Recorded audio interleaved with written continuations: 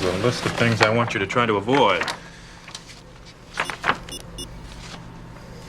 But I like all this stuff, especially... Oh, come on, not... Doc. There's nothing left. Well, sure there is. Here. This is what you can eat, see? All kinds of things. You're serious about this, aren't you? Well, I'm not only serious about you following the plan, but this gives me the perfect excuse to call all ranking station personnel for an atherogenic factor profile. People don't eat right. They skip meals, eat strange things at odd hours. I mean, someone has to look after your health. Okay, fine. Diet. No. Food plan. Got it. Right. Hi, I'm Rachel.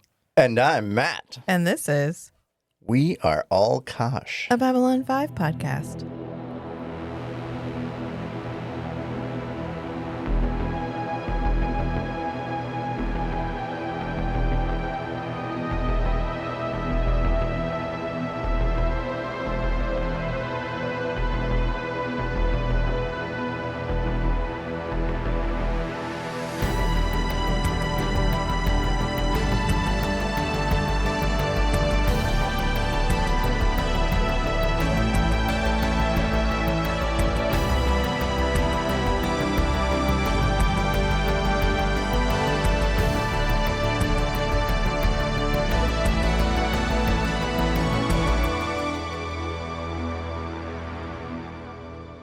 Welcome back.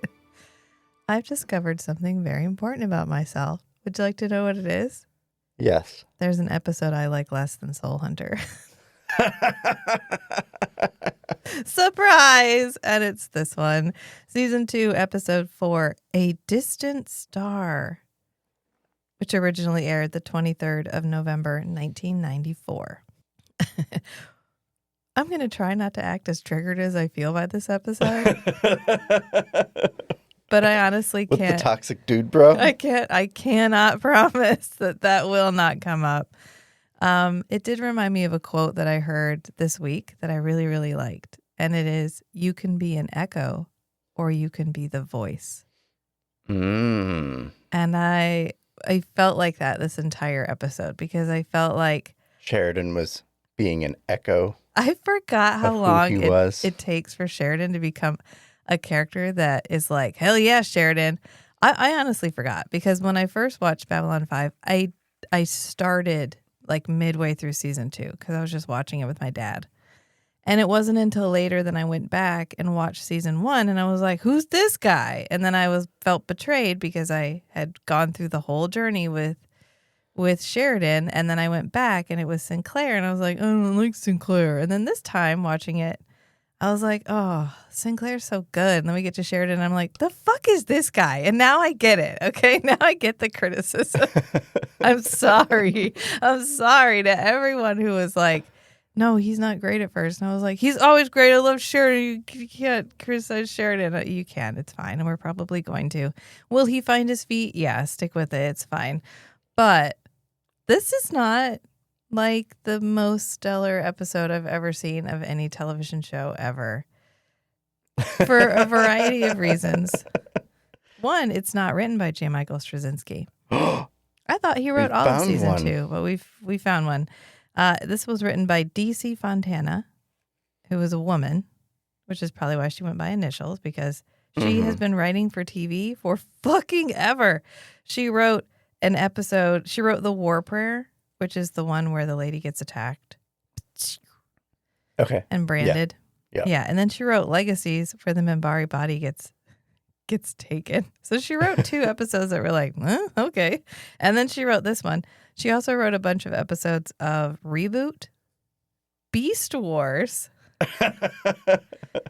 Where's my OG computer animated cartoon fans? Beast Wars, which saved the Transformers. Formative TV shows for me. Yeah. Reboot. God, I just remember when they went out on the internet and they met those creatures that speaked. Just forgot the past tense of speak. Spake. Thus spake in the logon sound. Yeah. The dial-up noise. The dial-up noise. Oh, AOL is shutting down. their dial-up service. I saw that. After like 40 years.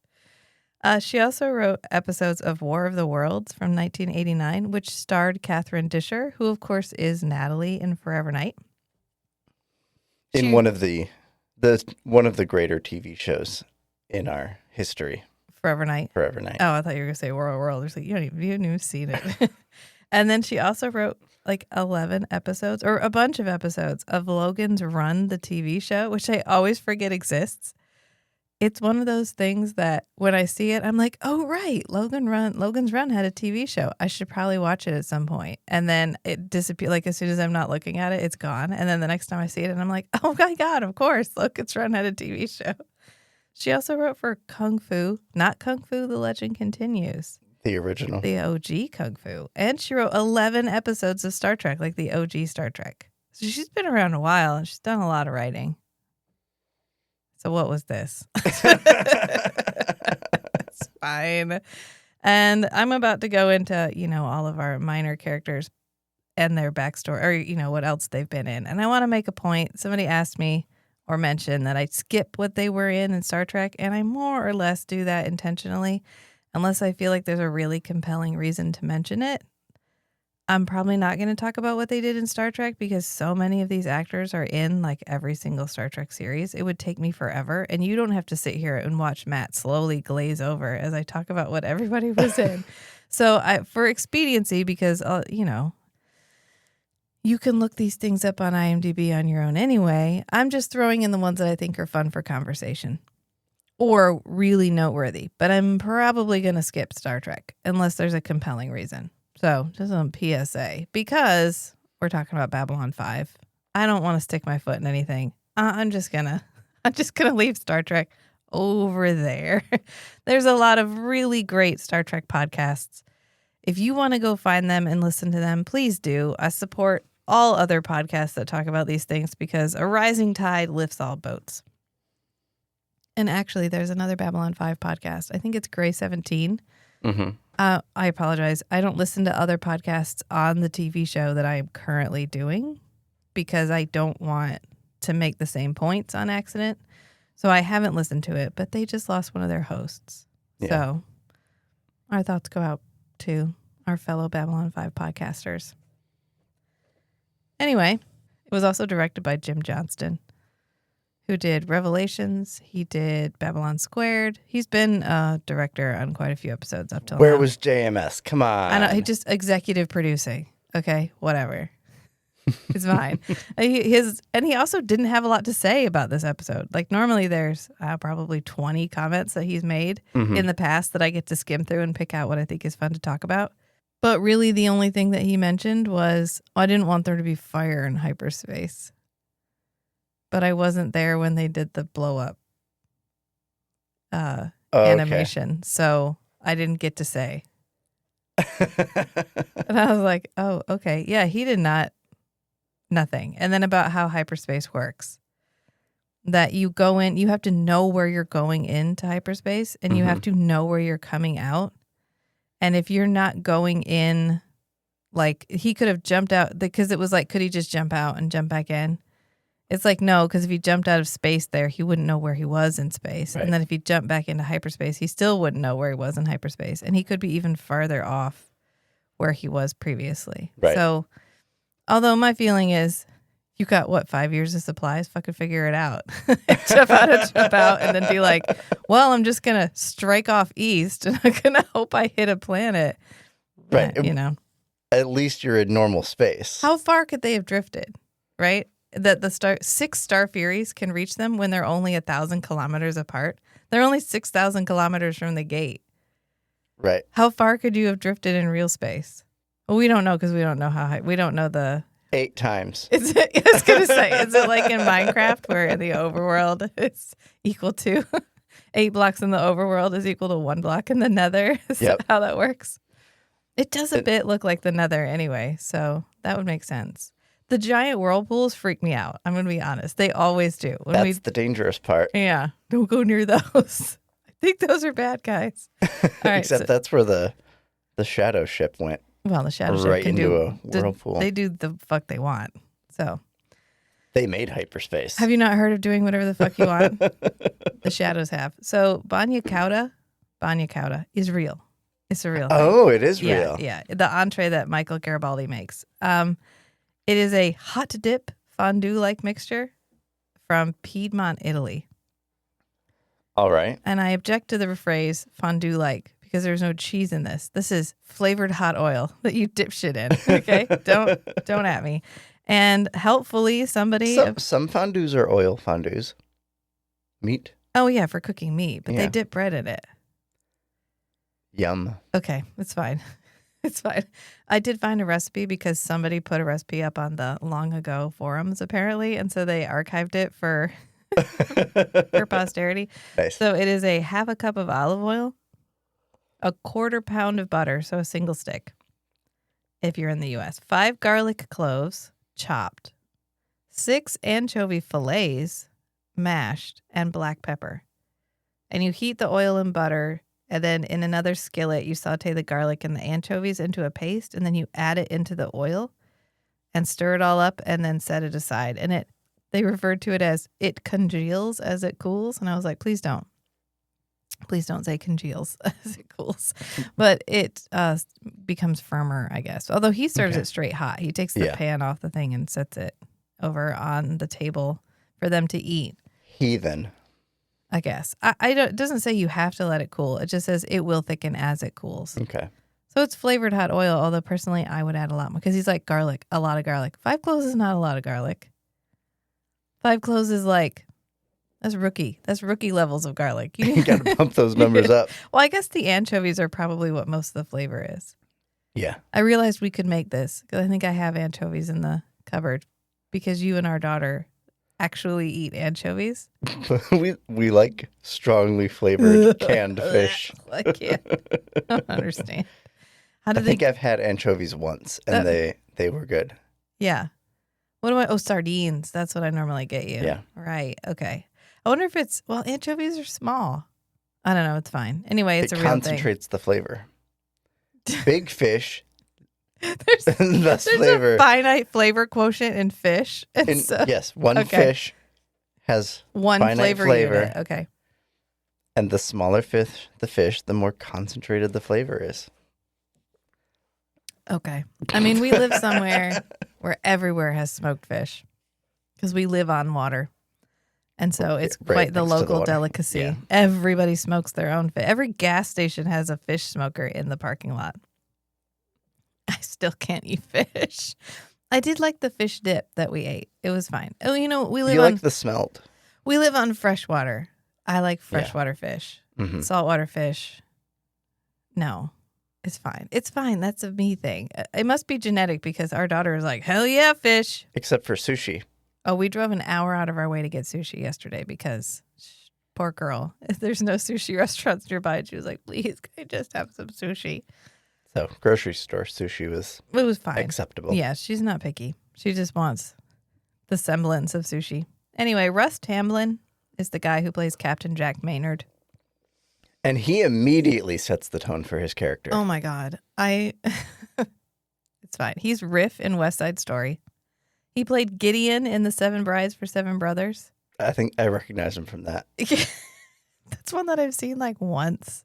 And it's one of those ones that I think you've seen a lot because it's one of your mom likes that movie probably, or Beth. I think my sister liked it. Yeah. So I had to look it up because I was like, is he one of the main characters? I remember the brothers are alphabetical, but that's all I got. But he's Gideon. It's one of those movies that I haven't watched because the more you think about it, the more problematic it becomes. Because they kidnap those women. Yeah. It's fine. He's also a recurring character in Twin Peaks. It's Dr. Lawrence Jacoby. Daniel Beer, who plays Patrick, which I think we just refer to as Pat. He's like in the background. There weren't a lot of... There was one plot line. There was not a A plot and a B plot. There was only one thing happening. Oh, Banya Cauda was B plot. Okay, yeah, Dr. Franklin fucking with everybody. Yeah, was Dr. B-plot. Franklin's food plans. I was like, oh, hello, 90s. You're back. But he played Babbitt in Point Break, and that was the only thing I could see that was worth noting. Poor guy hasn't been in very much. And then Patty Toy, who played Ogilvy, she's the one who was sending the messages, the Okay. Mayday message, where he's like, send a Mayday. And she's like, it's kind of hard. And he was like, send it. It's like, why would you not already be broadcasting a Mayday? That's fine. It's fine. She was the Psy lady on the phone with Talia in A Voice in the Wilderness when she called the super secret Psy facility on Mars that Garibaldi just kind of knew about. And the lady was like, I'm not letting him use our phone. And Talia was like, can you use your phone a little bit? And she's like, fucking no. She was also in an episode of Alien Nation, which I thought was an interesting. The thing, there must have been a Rolodex of actors from this time period. And it was divided into like US and Canada. And then you just picked from the Rolodex. I saw an ad the other day for Alien Earth, and there wasn't really, there was like shots of people and some spaceships maybe. And I was like, oh, is this like Alien Nation or something? No, it's about aliens. Yeah. Like the franchise. Yeah, I know. And I was I've seen disappointed. pictures of the main character, and somebody was like, whoever didn't name this Amelie versus Predator, because she's got the Amelie haircut. Okay. I know I've seen it, but Alien has sort of passed me by. Like, I've seen it. I am aware of it, but I've never. I don't like horror sci-fi. Generally speaking, there's a couple that I like, but just to watch it to be horrified, I'm horrified enough on Earth. Thanks. I really don't want to go to space. She was also in Speed as news anchor number 2. However, Michael A. Nunez Jr., who plays Orwell, the importer guy that Garibaldi contacted, who's like the best character in the whole episode. Can we have him as a recurring character? He was the funniest. He's obviously a smuggler that Garibaldi has a strong relationship with. Can he be our new McGrath? Can he be our new McGrath? I would love that, okay? Because he's so funny and he plays off of Garibaldi so well. He has been in like 170 things. This man is busy. He was in the original Tour of Duty TV series, 58 episodes of it, from 1987 to 1990, as Sergeant Marcus Taylor. He was DJ in the Jean-Claude Van Damme Street Fighter movie, 1994. He also voiced DJ in the Street Fighter, the movie, the video game, which was based on Street Fighter, the video game. Which is a loop I feel sums the 90s up, honestly. Yeah. He was in a movie called Slam Dunk Ernest, which is an Ernest movie I did not previously know existed. I haven't seen it. No, I thought I saw all the Ernest movies. Mom was obsessed with Ernest. She thought he was so funny. She was like, you like Ernest? Let's watch it. I'm like, I think it's you who likes Ernest. Same with my grandparents. Well, he was an acceptable level of comedy. Yeah, and I think my grandpa was like, we need to have something for the kids to watch. Okay, this Ernest stuff is good. Yeah. Oh, another one? Okay, great. Ooh, look, another one? Great. Do you know how many times I've seen Ernest Scared Stupid? Too many times. My mom used to call milk Miak and laugh to herself. She goes,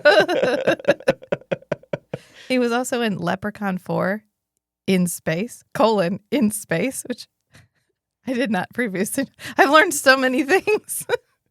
He was in I didn't know there was a Tarzan TV show in 2003, which he was in 9 episodes of.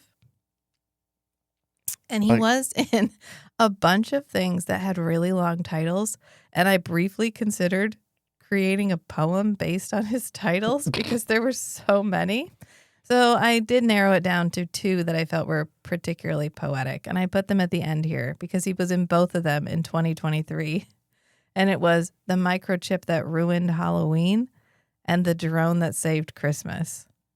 So he just battled technology or accepted technology for all of 2023.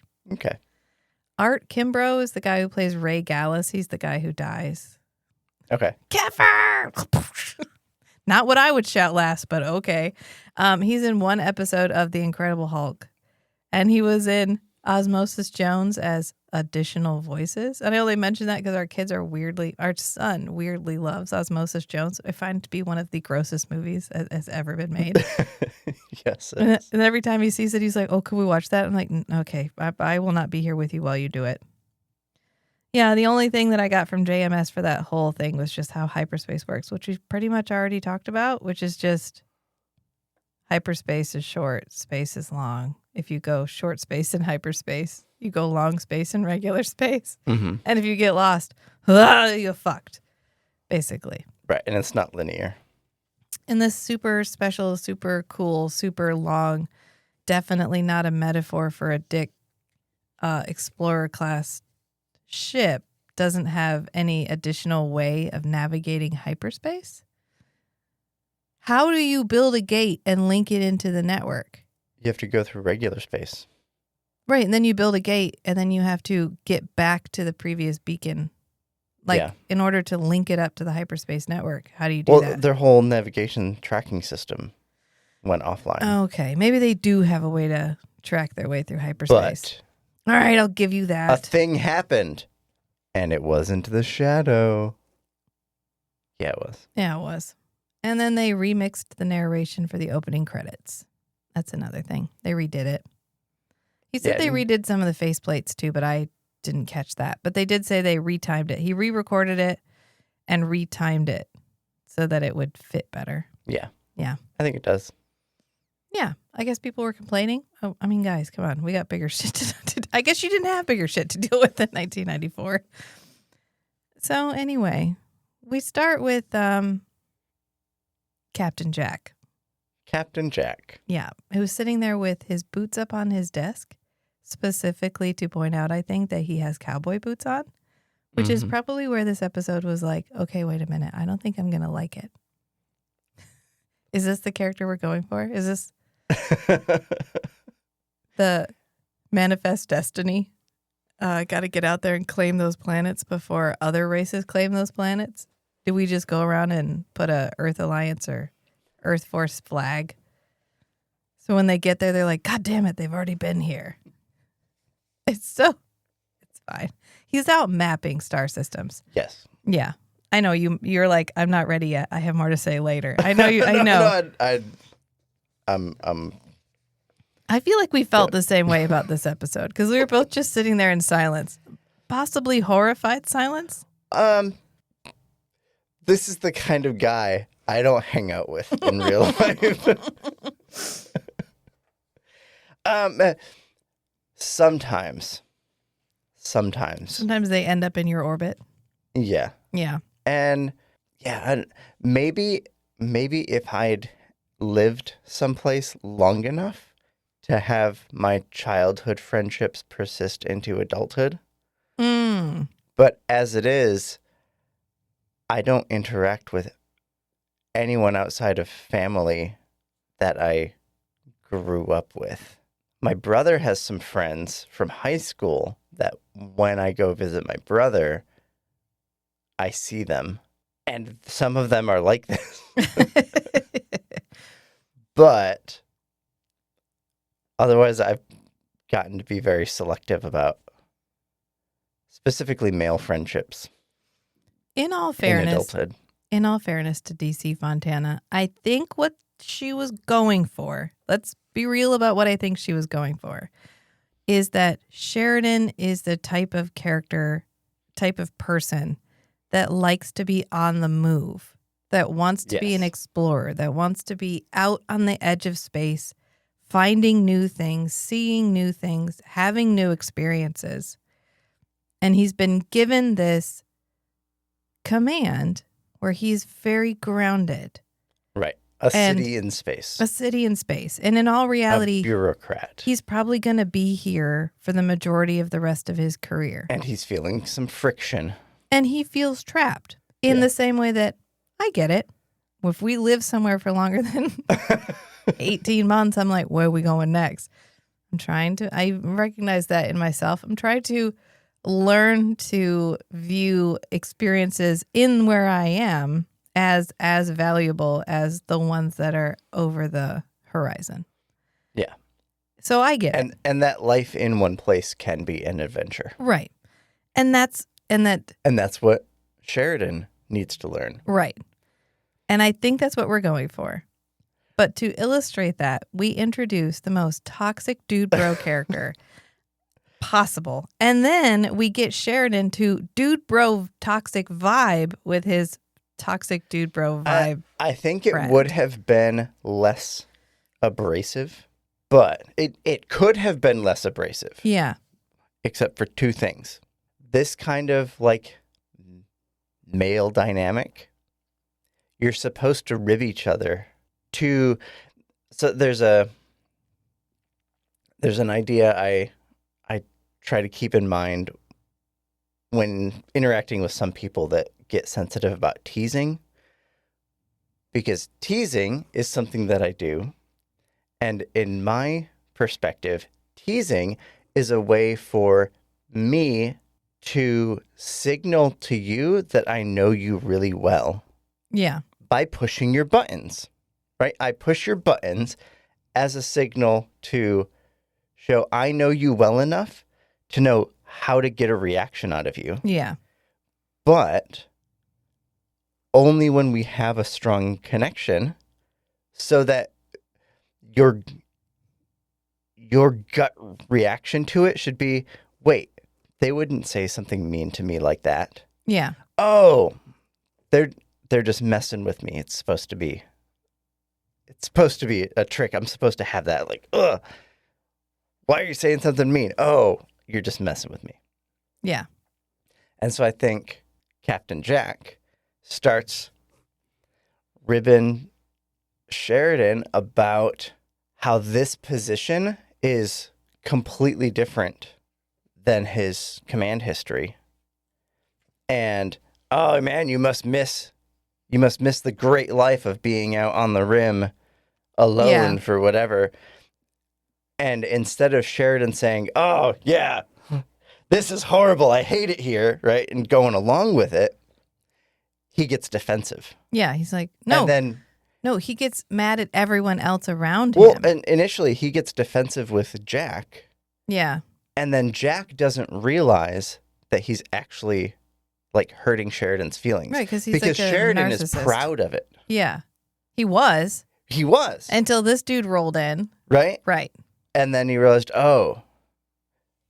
And so the like playful teasing that Jack is doing at first, Sheridan interprets as Criticism. like real constructive criticism. Yeah.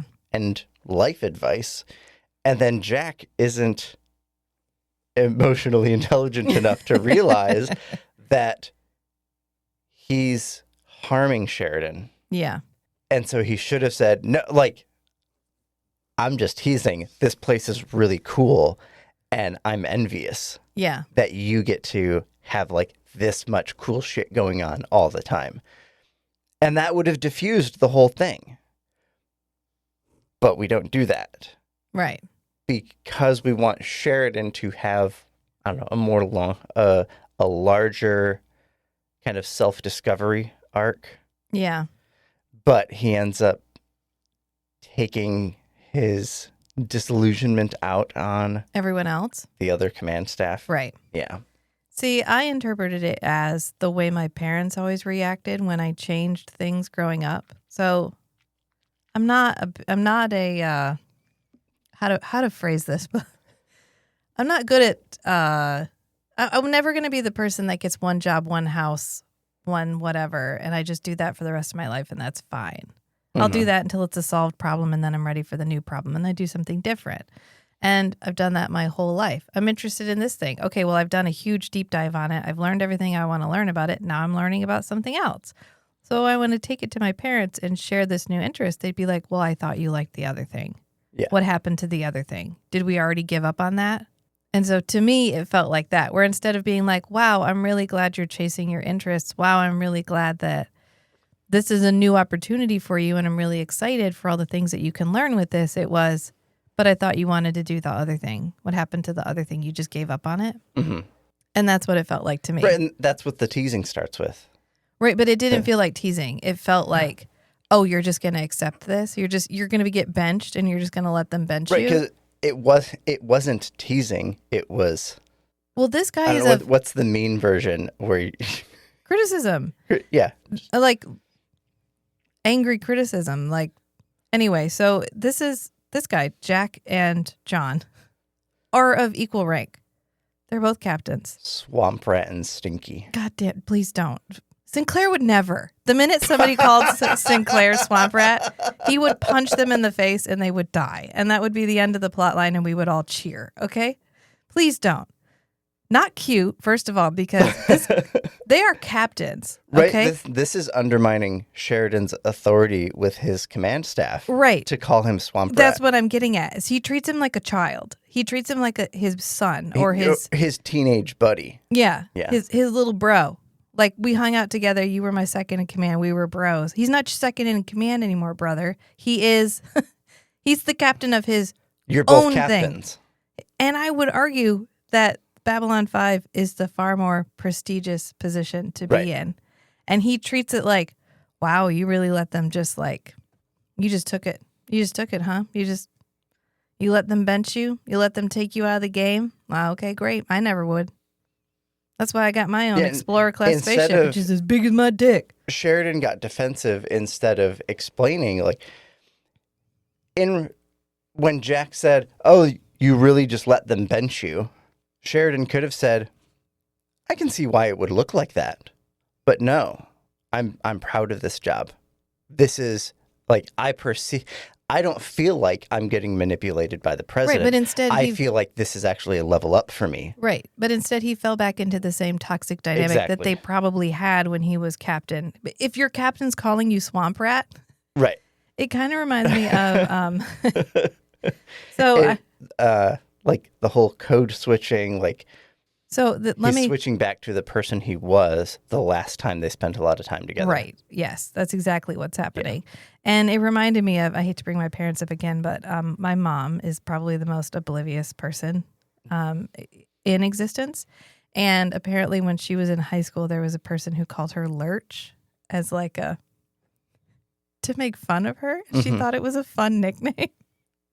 She didn't realize this person was trying to be mean. She just thought she called her Lurch as like a friend nickname. Mm-hmm. That's what it reminds me of. Whereas he was probably like, ha, you're like a swamp rat. Because we don't get the story. We don't know where swamp rat comes from. Yeah.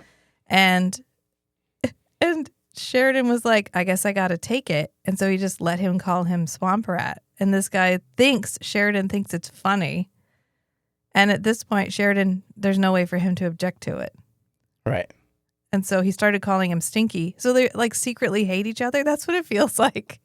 Like it's this secret. It's fine. I just have to breathe through this because not a stellar example of leadership on either end. And this guy was given like an Explorer class spaceship. And it feels like he just bullied his way to the top. Like he Londoed his way to the top. He got enough blackmail that he finally, they were like, can we send him out to the rim where he can't communicate with anybody for maybe, I don't know, 5-ish years? Maybe he'll die. And they were like, okay, good. Yeah, no, go on. Go, shoo, you go. Go out to the rim. Please don't talk to anyone ever again. And then he pops up at Babylon 5, which, is it the same size as Babylon 5? It's close to the same length, Yeah. What was with all the... but not girth. Honestly, girth is what matters. So, what's with all the negative space? They talk about this in Event Horizon. And that's to separate the engines. But Yeah. then there's also a gap between like the center part and the front part. Because the center part is the rotating part. Okay, so the front part doesn't have gravity and the middle part does? Probably. Okay. It's fine, whatever. Every time I see one of these, I get the engine being far away. Okay, because then if it blows up, I mean, you're all going to die anyway because you're on the rim and no one can come rescue you. Mm-hmm. But at least it didn't blow up the rest of the ship.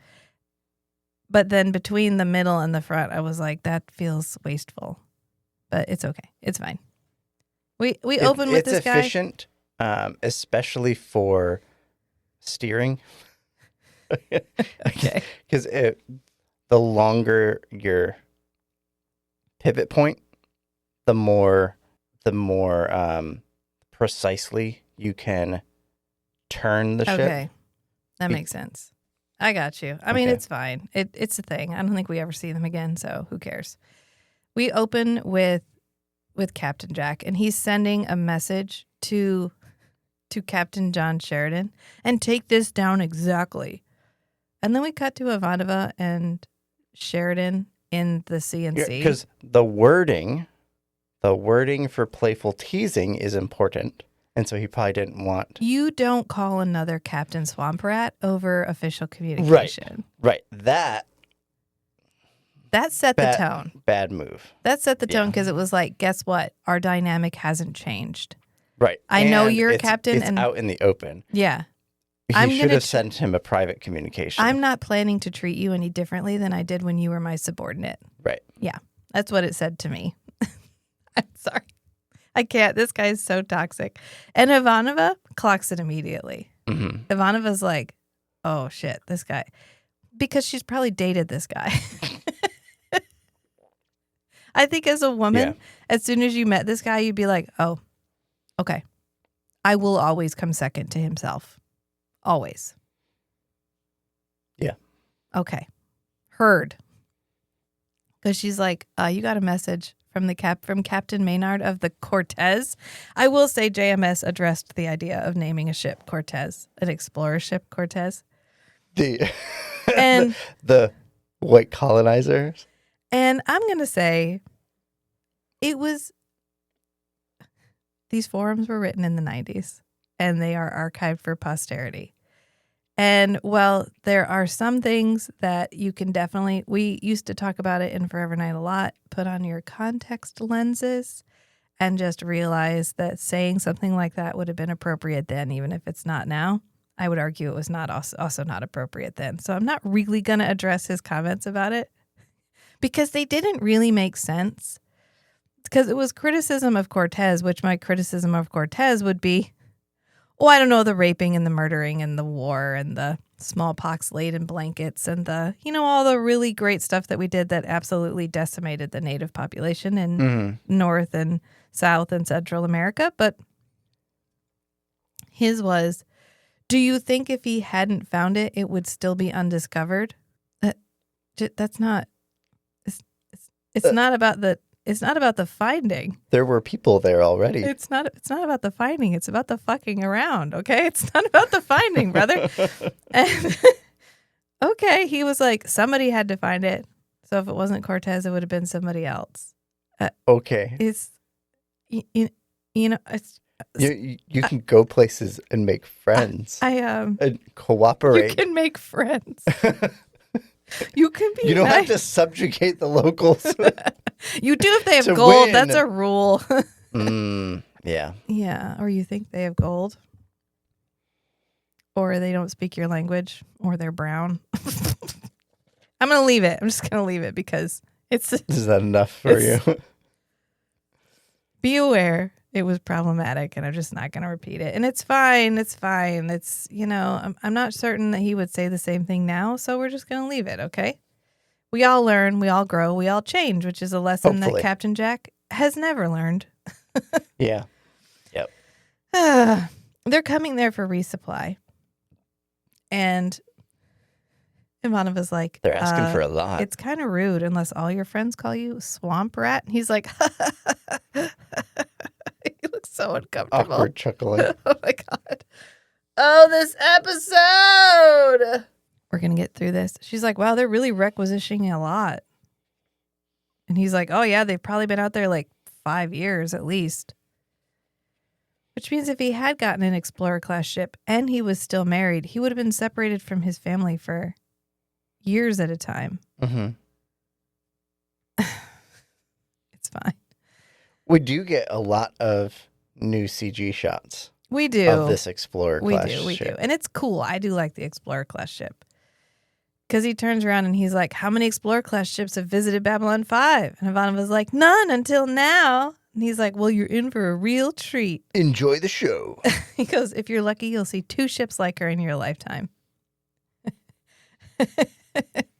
And And so he comes out of the gate, and it's this big, like, bah, bah, bah, bah, bah, bah, triumphant music as this giant ship flies out. Yeah. And then Ivanova goes, Captain, I believe your friend Stinky has arrived. And I just went, Sinclair would never. No one would give Sinclair nicknames. It's the same reason I don't have any nicknames. Yeah. Because it's just too intense for nicknames. And then we get our new do you redone think intro. Captain Jack was a reference to the rum. Oh, I don't, maybe. Because he is wearing, well, no, he's a pirate. He's a space pirate. He's not. He's a space cowboy. He's He's a space colonizer. He's a space. I can't. Don't drag me any further down the wormhole than I already am, okay? I am trying to not just All right, so rant. we get through the intro, Okay, all right, it's fine. and Stinky and Swamp Rat are catching up. I'm so glad we didn't use those nicknames throughout the entire episode. I would have died. I would have just been like, never mind, we're skipping this one. It would just been 30 seconds of silence and then us going, sorry, we couldn't do it. And that would have been the end of it. But he comes off of the ship and they greet each other and they're Jack and John, which just feels, it's really great to see you, Jack. Yeah, you too, John. The most generic, I know. like, American names. He's like, last I heard you were heading to the rim. And he's like, oh, yeah, we spent like 2 years mapping most of Sector 900. What name? He has a really high-pitched voice, too, which I found surprising. Yeah. Yeah. This kind of reminded me of when every time a Earth Force officer arrived on Babylon 5 and it was Sinclair, it was a combative situation. Remember the one guy showed up and he's like, yeah, we've been on the rim for a while, so like we're really excited to have gravity, fresh food. It's a real cushy assignment. And Sinclair's like, get the fuck off my ship. That was his response. You will not be here for very long because I'll make sure of it. Well, and I think part of that dynamic was how seriously Sinclair took the job. Yeah. And But Sheridan, also, not yet. the people that came to visit generally outranked Sinclair. Oh, that's true. But now this guy is the same rank as Sheridan. Yeah. Although everybody's a commander now. They're handing it out like they're handing him out like popcorn because what's his name? Gumbus? Not his name. Gallus Gallus. is also a commander, which means he would have been on equal rank with Sinclair. Yeah, I wonder if that was supposed to be like Sinclair's not supposed to be here. maybe. Like he was given this assignment only because the Minbari wanted it, and we didn't even like him well enough to promote him all the way to captain to be commander of Babylon 5. That's something to think about. He's like, you'll probably get my updated star charts in like a month. I don't know why he sounds like that. Because they're so big. It's just so huge, my huge star. It's just a bit. It's just My huge star chart. It's just a bunch of pictures of his dick. Sir, these are just dick pics. Oh, Stinky. He's It's hard to tell the difference when they're both comparable size. The universe, my junk. Everyone on his ship hates him. Because he sent all of them dick pics. They did all that work on star charts and he just deleted it to make room for more pictures of himself. And he's like, as a prank, but then he did the prank wrong and actually deleted now the it's stuff. all he's got, so he's just rolling with it. Yeah.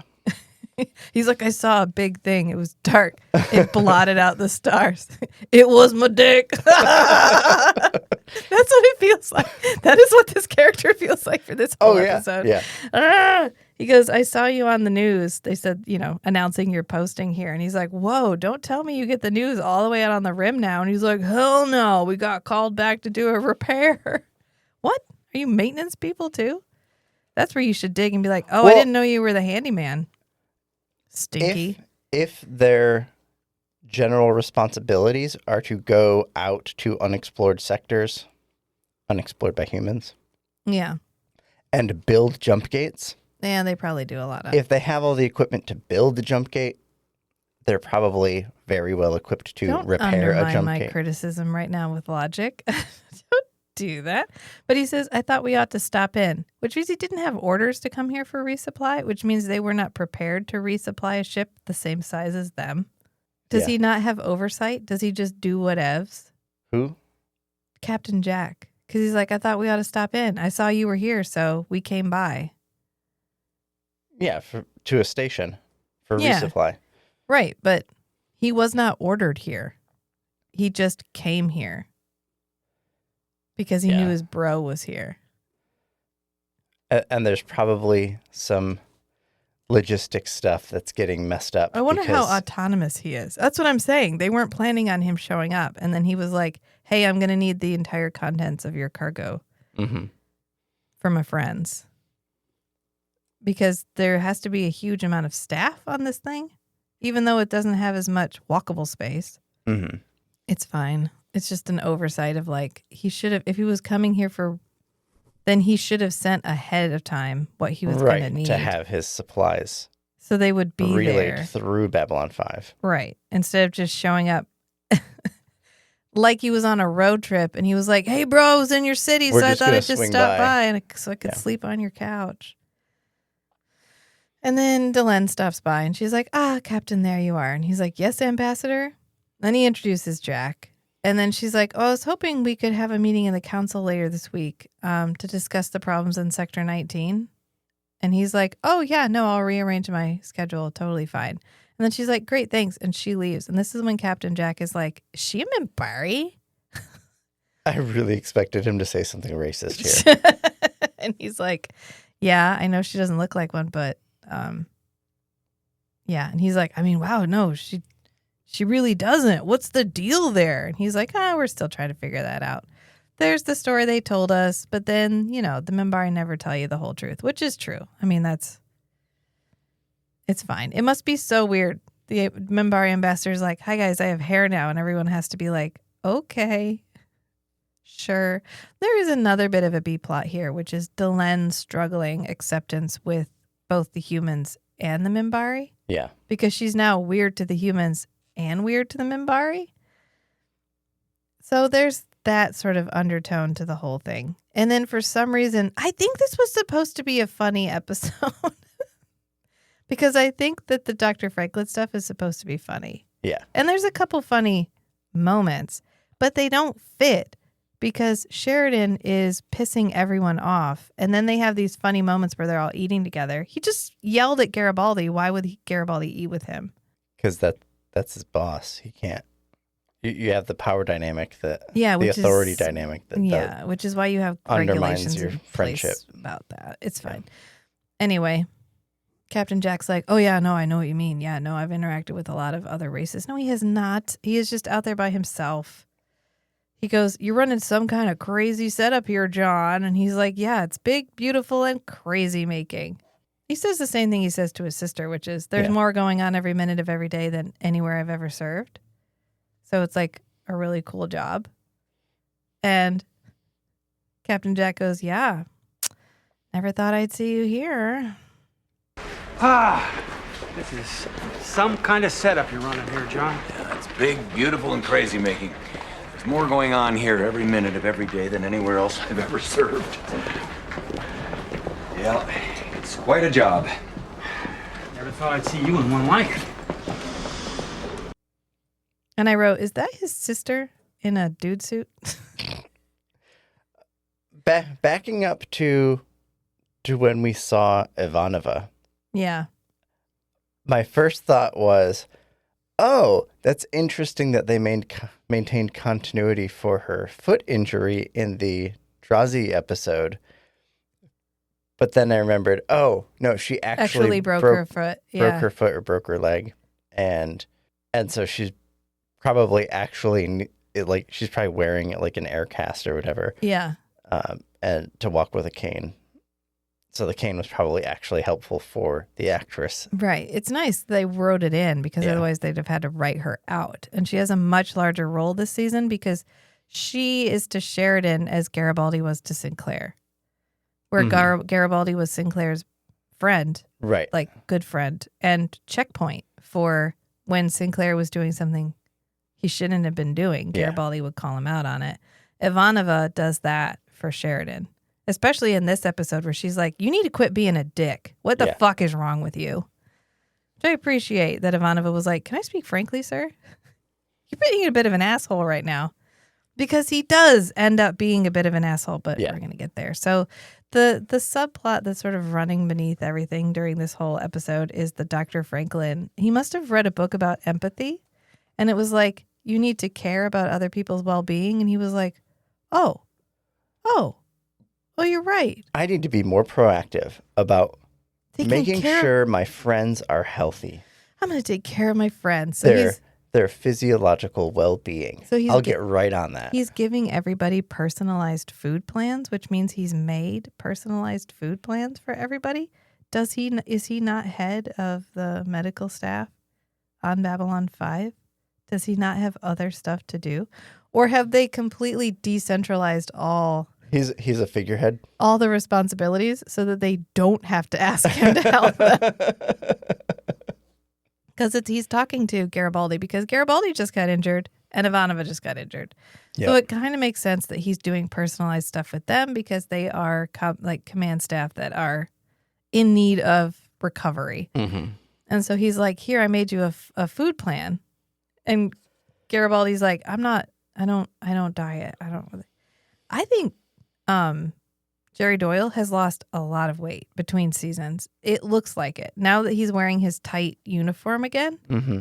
I was like, he doesn't need to be on a food plan. He's clearly, he looks far thinner than he did in season 1. So it's interesting that we included this as a plot line because Dr. Franklin's like, you have iron deficiency. Your blood pressure's always been a little high. So I'm going to put you on like a blood pressure medication and a diet so you'll mend faster. And Garibaldi's like, but you can't because it's time for me to make my favorite meal of all time, hot oil, hot flavored oil, I need to drink hot oil. bagna cauda. And Dr. Franklin's like, what is it? And he's like, well, it's kind of like Italian fondue. So you start off with a pint of olive oil, extra virgin, yeah. And then you melt about a 1/4 pound of butter into it. Then you take garlic, lots of garlic and anchovies. Dr. Franklin goes, anchovies, forget it. Too much salt. And no bread.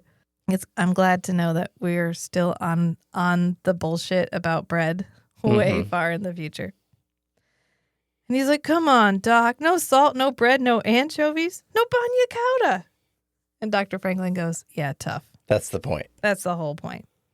And he goes, here's a list of things I want you to avoid, and hands him a piece of paper. It's like, but this is all my favorite He's like, I like all this stuff. Oh, come on, Doc. There's nothing left. And so he's like, sure there is. So he prints the other thing, which is the food he's allowed to eat. He's like, here, this is what you can eat. See? All kinds of things. He's like, you're serious about this? So the Garibaldi sets it down and starts walking away. Probably so later he could say, oh, I must have left those papers in your office. Yeah. Oh, don't worry. I sent it as an email too. Oh, he just reminds me. He's like, here you go. Take this. It's dangerous to go alone. Take this. And hands him his food plan. And he's like, are you serious? And he goes, I'm not only serious, but this gives me an excuse to call all ranking station personnel for an atherogenic factor profile. He's like, you people don't eat right. You skip meals. You eat strange things at odd hours. He's like, I mean, someone has to look after your health. Technically speaking, it is his job. This feels like I was like, are we fat shaming right now? Are we fat shaming right now? Oh, he says, and Mr. Garibaldi, I will be monitoring you closely. I know. I said, like all of his experiments. Correct.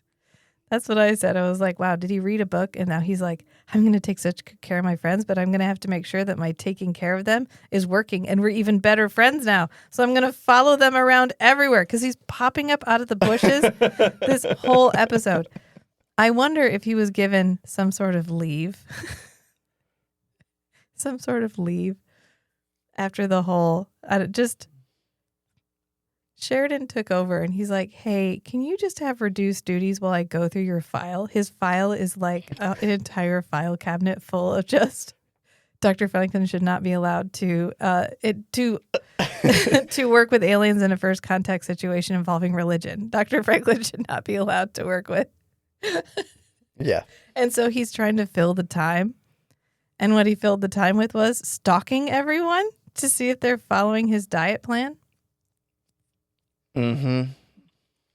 Maybe he was mad he didn't get invited to eat with them. Ooh. But maybe I'm there's just a saying. reason he didn't get invited.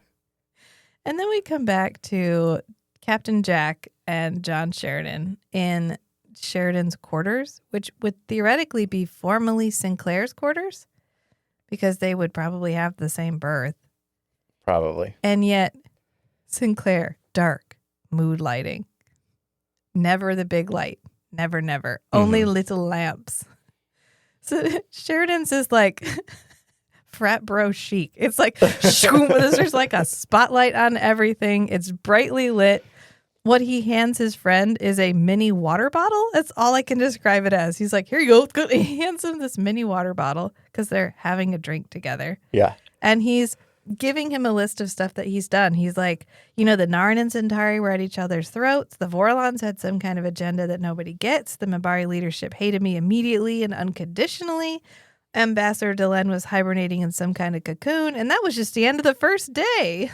Which, that makes a good story. Yeah, that was good. Yeah. He did kind of come in. He had a rocky start. Yeah. And Jack's like, oh, so are you handling it? And John's like, oh, yeah, one day at a time.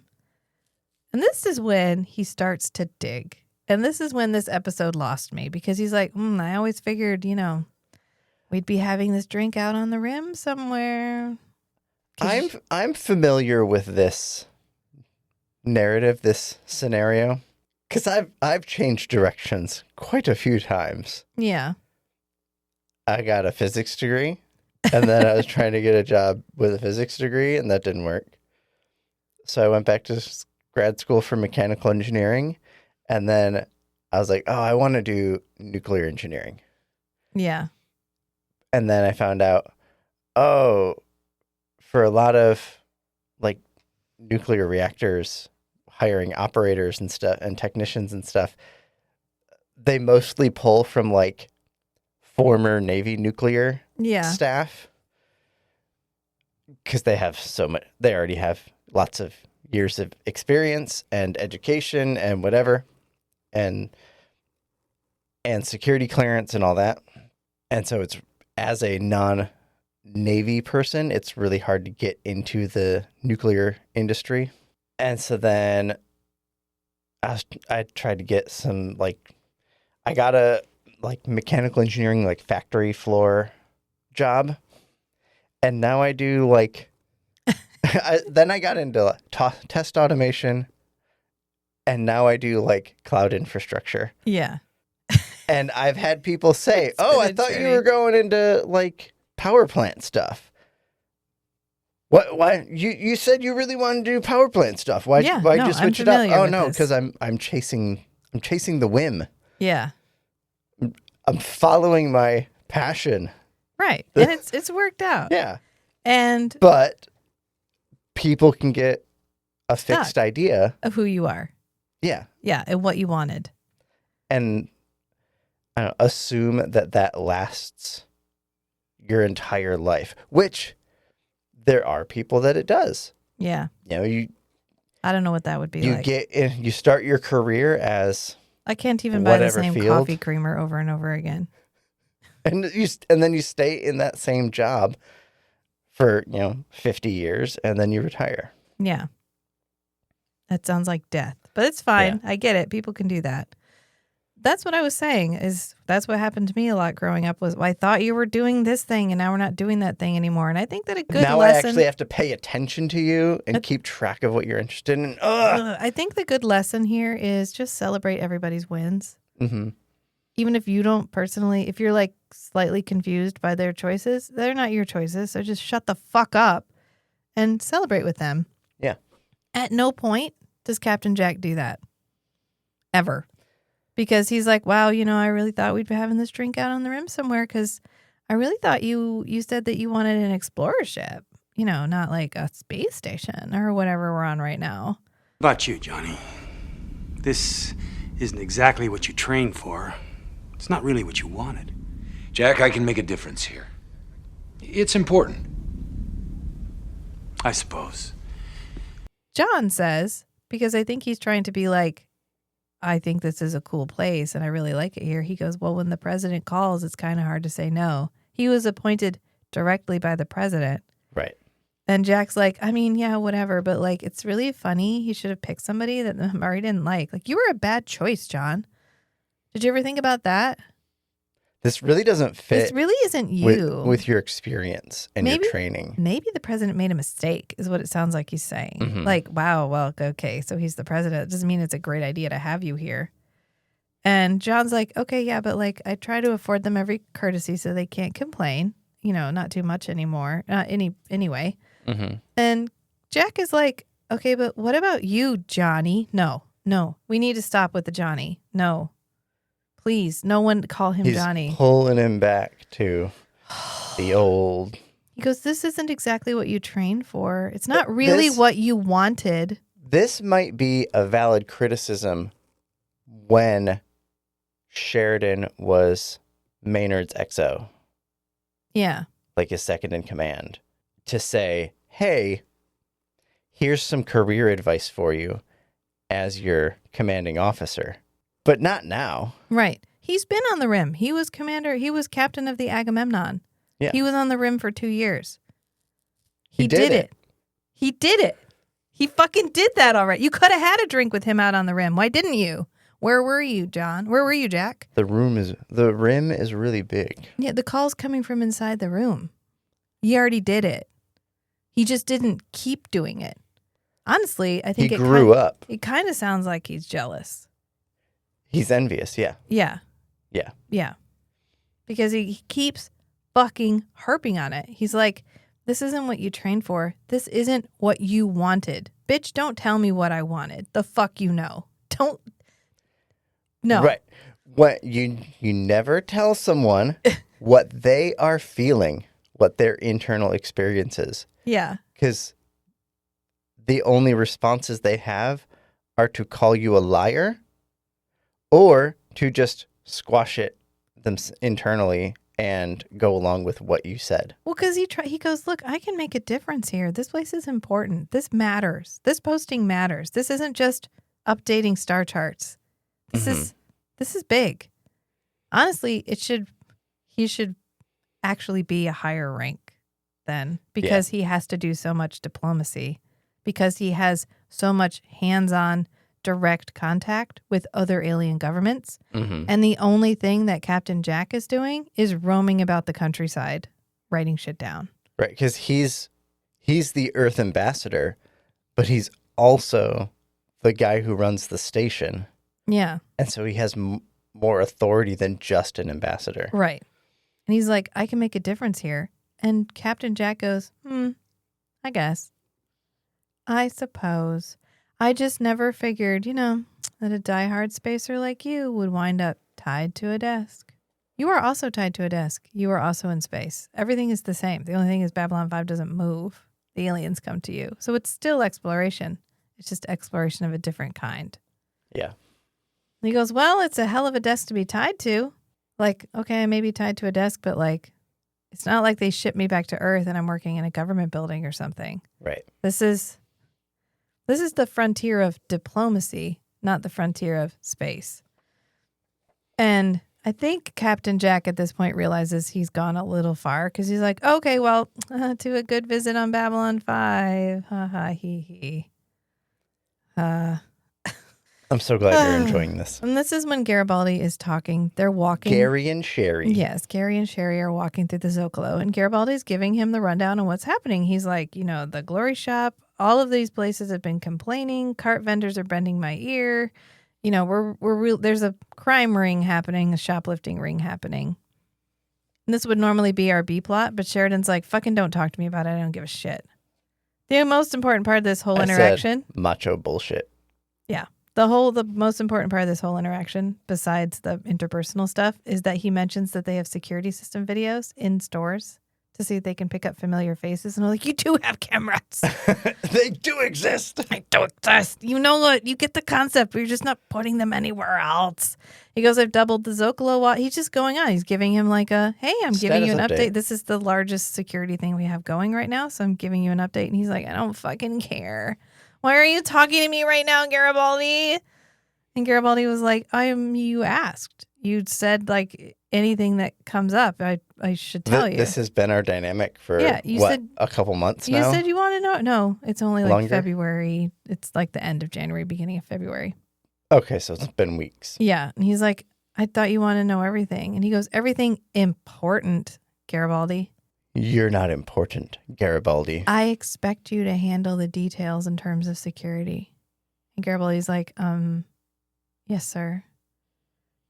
His relationship with Garibaldi is extremely fragile. Garibaldi was just considering suicide a couple weeks ago. Mm-hmm. And now Sheridan is being like, don't fucking talk to me about this. I don't really fucking care about your little security problem or whatever. Did you die, though? Did you die, though? I don't want to hear about it. I'm sorry. This makes Sheridan look like such an entitled asshole. Yeah. Because the minute his friend shows up, he ditches everybody else. Mm-hmm. This is not a great look. It's a bad look. This is a bad look. This is not good. This is not a good character. This is not captain behavior.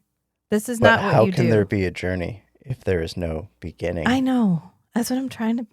Also, not written by JMS. This is Sheridan interpreted by somebody else. And I think long term, this just adds depth. It gives him a place to grow, but where he started, and then he has to choose this life. Yeah. Is he choosing this life, or is he choosing a person who convinces him it's worthwhile? Well, sometimes it's both the same thing. We never really went through Sinclair's journey of how he got from wherever. We didn't know where he was to then become leader of Babylon 5. Yeah, we don't have like a slice of life of Sinclair, the ace fighter pilot, in like before the Battle of the Line. Right. And Sheridan was not on the Battle of the Line. He was not there. Right, he was probably out.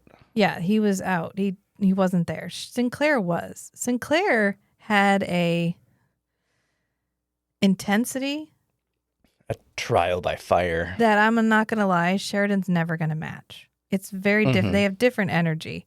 Sheridan is eventually, hopefully, I think. I remember in my mind liking Sheridan. So we must move past this. Yeah. At some point. This was not his moment. This moment right here with Garibaldi. Because it shows a real lack of empathy for Garibaldi. Garibaldi is struggling to feel relevant because his whole world, he failed to stop a assassination of the president and is not even being believed in any way, shape, or form. And his best friend got shipped off to Minbar after he got shot in the back by one of his security officers. His second in command. That he didn't even realize was a bad guy.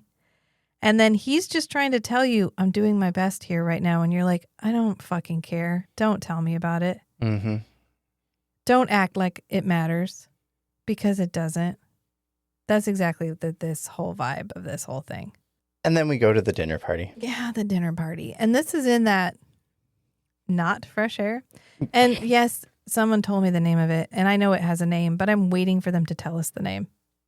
I'm waiting for it to appear in-game. But they do call it the Officer's Lounge in this episode. Okay. And this is honestly just them. And you know how awkward it would be to be at this table? Where you have those two guys and the one guy is just dick swinging and the other guy is just trying to keep up as best as he can because he also wants to be seen as cowboy, space cowboy like the other guy, right. But he's no longer space cowboy anymore and maybe never really was.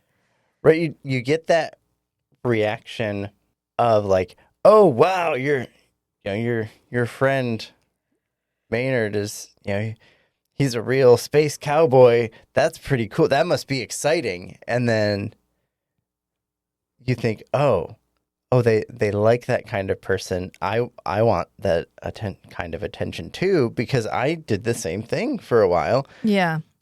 But then long term, it's like, oh, thank God Captain Maynard left.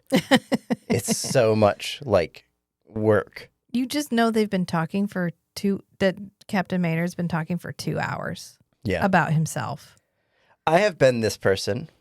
I've gotten a lot better about not commandeering the entire conversation with my endless stories that Well, And it's just okay if you have a funny story to share your funny story. right. But there's a give and take in Right. conversation that I But don't part think. of maturity is maintaining the balance. Right. Yeah. Yeah. And he's really just ribbing Captain Sheridan.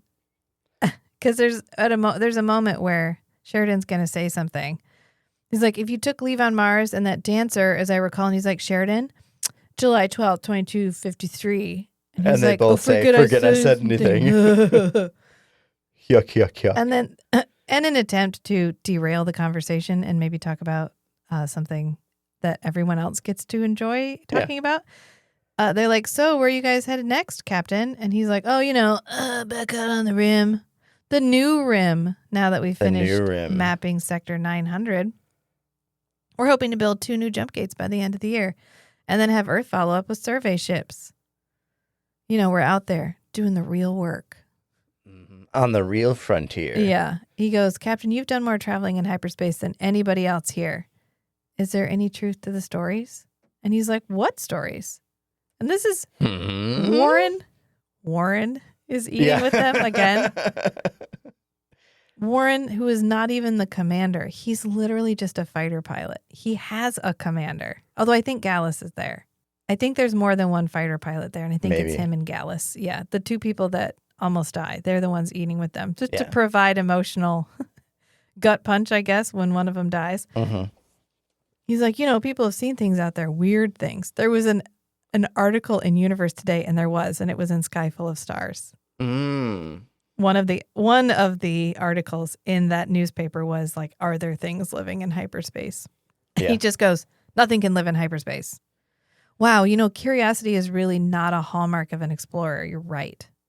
Yeah. Definitely not open-mindedness, definitely not curiosity. None of that is beneficial for someone whose job it is to go out and seek out the unknown. Unless you're a conqueror. Oh, like Cortez. Oh, you're right. Correct. Yeah. He's like, I'm just out there looking for resources. I don't give a shit about who lives there. That's irrelevant. I'm just worried about indigenous peoples to genocide. Indigenous life is like a minor detail. Barely registers. We just drop a couple of blankets. We want to accidentally wipe out any sentient life. So then, hey, it's uninhabited by sentient life. Yeah. What a coincidence. It feels like when we were getting Wow, ready. there used to be a civilization here. Whoopsie Now the doodle. archaeologists can come and Oh no. learn about this we alien species. We crashed a bacteria-laden probe. Whoopsie doodle. We'll just come back in about 10 years. Oh, look at that. They all died of a plague that's totally unrelated to us. It's totally fine. Oh, Anyway. they trade with other races on other planets and they also died of a plague? What? Or there's like... So much free real estate. How could this have happened? I mean, which is what happened, right? Cortez landed. He spreads European disease. It goes like wildfire through all of the Americas. So by the time we, quote, discover North America, by the time the settlers come over to North America, it's a post-apocalyptic society that they meet. Yeah. Because so many people had already died. Yeah, 90% of the population has died. Yeah. So, of course, they're like, oh, my God, people, because everyone Right. they knew and loved had just died, right? Yeah. And so we're like, oh, they're so primitive. Yeah, in the last generation. Oh, they're so primitive. It's so sad. Look how small our communities are. It's fine. Just going to breathe through it. Yeah, this isn't a history lesson. It's not a history lesson. Anyway, he's like, nothing can live in hyperspace. Okay. He's like, well, living. Never say never. I don't know about that, Lieutenant, but there is something out there. I think it's stranger than any of us can imagine. And that's when John is like, are you serious about there being something in hyperspace? I mean, to be fair. We immediately cut to just Jack and John. Right, because everybody was like, oh, look at the time. I have to go to work. I have to go wash my hair. And then they just left. And I guess we want to continue this conversation. So, boom. Yeah. To be fair, Captain Jack is the one who's like, I mean, I don't think anything living, I don't know about that, but there is weird stuff in hyperspace. Yeah, and I couldn't be vulnerable in front of the whole group Yeah. because I have a reputation to maintain. I'm a man. But I can state something that I'm not 100% confident backing up in front of you as long as you don't tell anyone. Right. Because I view you as inferior to me. Yeah. Ding. I'm not threatened by you, even though I really am. I really am, but I'm acting like I'm not. He's like, anyway, Sheridan goes, are you serious when you said there's something out there in hyperspace? And Jack's like, serious? I mean, what do you mean, serious? Well, it wasn't in hyperspace, technically. I know. John's like, you weren't like yanking their chains a little, were you? You know, building up a story to tweak their imagination. He has an ulterior motive because remember, Jakar just mentioned all the stuff about the rim. So he's like, so did you really see something? And Captain Maynard's like, oh, no, I really saw something once, you know, but it wasn't in hyperspace. You know how things can get... I haven't compiled it into a good story yet. I haven't embellished it enough. Right. He's like, you know how things get like really weird, you know, out there on the rim, you know, you never know what you're going to find. You look over the edge of what's known into what's not. He's like, we were in sector 857. And I took my nav officer, Lieutenant Patrick, just for a scoot around in some scout ships. And I saw something. We had just gotten out of sight of the Cortez, and I was ready to come back. And there was maybe 1,000 kilometers away, just black against space, which is the cool part about the ships, the shadow ships, is they do look like shadows. They literally are just black. He goes, now I know the reason is that it blotted out the stars behind it, so I don't know the exact shape, but it was huge. But by the time Pat went to look at it, it had vanished. And Sheridan's like, oh, you are the second person in a month to tell me that there's something strange going out on the rim. Mm-hmm. Did your nav officer actually see it? And he's like, oh, he saw a blink, a change in space. Because they can, like, cloak. Yeah. Yeah. He doesn't know what it was any more than I do. But it's there, and it was real, and it sends shivers up my back when I think about it. In a manly way. Like I want to go kill it. But it was already gone, so I couldn't. I couldn't kill it.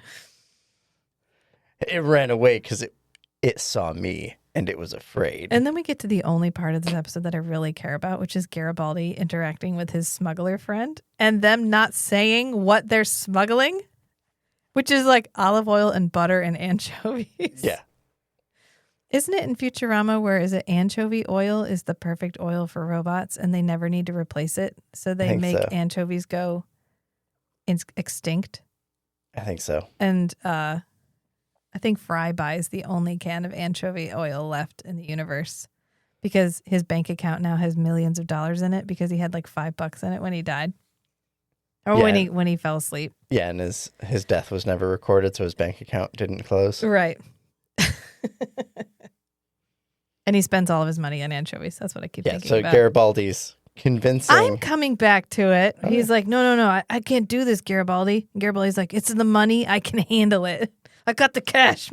Got the cash. Money's not the issue, and you know it. You know how many people I extort as head of security? I got cash flow you wouldn't believe. I got my own protection racket going on here. 2 words for you, McGrath. Where do you think McGrath went? Who do you think took over McGrath's hustles? I love how we're making villains of every single character. He's like, money's not the issue, and you know it. What you want is heavy, and you won't use substitutes. And he's like, no, I can't. Must be butter. But he doesn't say what it is. And he goes, this stuff's hard to come by. Freighters don't like to carry this because you got to give space to lighter items.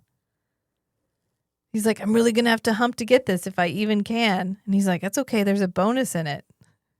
I'll give you lots of money. Please, please, please get this for me. And he goes, look, I'm working on it, okay? That's the best that I can do. And he goes, okay, good enough. And one last thing. Don't mention this to Dr. Franklin, okay? Like Dr. Franklin knows this guy? Wait. There's a bonus in it. Look, I'm working on it. That's all I can say. All right, good enough. Oh, one last thing. don't mention this to Dr. Franklin, okay? Oh, okay, no problem. But that's gonna cost you. It's gonna cost me for you to say nothing to somebody. How much for you to say nothing to everybody? Oh, you couldn't afford it. Like, Well, later, he does show up. I know. It's because he's literally always lurking behind the boxes. They're like, they have spray. What happened? Dr. Franklin was hanging out behind the boxes again. They carried tasers. Mm-hmm. He's like, okay, but that's going to cost you. And he goes, it's going to cost you. It's going to cost me for you to say nothing to somebody. And he goes, how much would it cost for you to say nothing to everybody? And he goes, you couldn't afford it. It's the best line in the entire episode. Oh, yeah. Yeah. And then we come back to Sinclair. No, God. I want it to be Sinclair, and it's not. Sheridan is talking to Dr. Franklin. And Dr. Franklin is like, 10-pound gain isn't too bad. Because he's like, 10 pounds? He's like, but you could afford to lose it. So anyway, here's a list of foods I want you to avoid. He's fucking with everybody. Yeah. Yeah, this isn't about the diet. This is him figuring out how much he can get away with. Yeah. He's like, no meat, low fat, lots of vegetables. That's rabbit food. I mean, that's all you've been eating. You said you took one look at the hydroponics and went crazy. Right. He's like, it's only And for a little while, if he gained Captain. 10 pounds on plants, he's eating a lot It's of not plants. the plants. It's the salad dressing. Don't drink your calories. He goes, we'll get those 10 pounds off in no time. And he goes, who's we? And Dr. Franklin goes, well, a doctor and his patient are a team. So maybe part of the reason he gets so cranky is he's hangry for the rest of the episode. Yeah. He's like, don't you agree? And he goes, He's sure. irritable because he's underfed. Still not an excuse. He's on a caloric deficit. Still not an excuse. He goes, sure. And since we're a team, why don't you do the diet plan? It's also a good line, There's actually. not just a pill for this. Yeah. And then we come to Delenn having a conversation with the representative of the Minbari on Babylon 5, apparently. It's probably like one of the higher ranking Minbari. I think Just they in the drew Minbari straws. They were like, population. who's going to go talk to Delenn? And then they were like, They not all it. know who Delenn is. Yeah, because she's the ambassador. She's their point of No, contact. and I mean, they know who she is. Yeah, Like historically, right. how influential she is And I just want her to be, amongst the Minbari. this whole conversation, I just want her to be like, do you know I gave up president of the planet to do this? Do you know what I gave up to do this? Because he's like, meaning no disrespect, but we're worried that you're no longer one of us. This plot line is not about being trans. Okay. Just put that out there. It wasn't at the time. It wasn't at the time. It wasn't at the but time. it really fits now. Yeah, she's like, I am more one, especially since she was supposed to be a male who transitioned to a female. Yeah. God damn it. Okay. All right. That's fine. That all hit me all at once. It was like a wind in the hair moment. You're welcome. Yeah. One of the reasons they dropped that is the makeup was really complicated. And they did like a voice modulation apparently to try to make her voice sound deeper. Yeah. And it just didn't sound good. And they were like, we couldn't make her go an entire season sounding and looking like that. Yeah. Although she's in so few episodes of season 1. Her makeup in the pilot was a lot more severe. Because she was the man then. Right. Yeah. But I think she was in so little of it, you could have gotten away with it. But at the same time, I'm glad they ditched it. Mm-hmm. She's like, I'm more one of us at this moment than I have ever been. More than you will ever know. Do you know what I went through to do this? Do you know why I'm doing this? Do you know what No, you don't. No, you know nothing about me. She goes, I appreciate your concern, but I can't tell you anything about why I did this. You don't deserve an explanation, actually. And he's like, okay, but we need to understand what is happening. And she goes, understanding's not required, only obedience. And he's like, yeah, to other Minbari. Maybe if you were a real Minbari still, I don't know.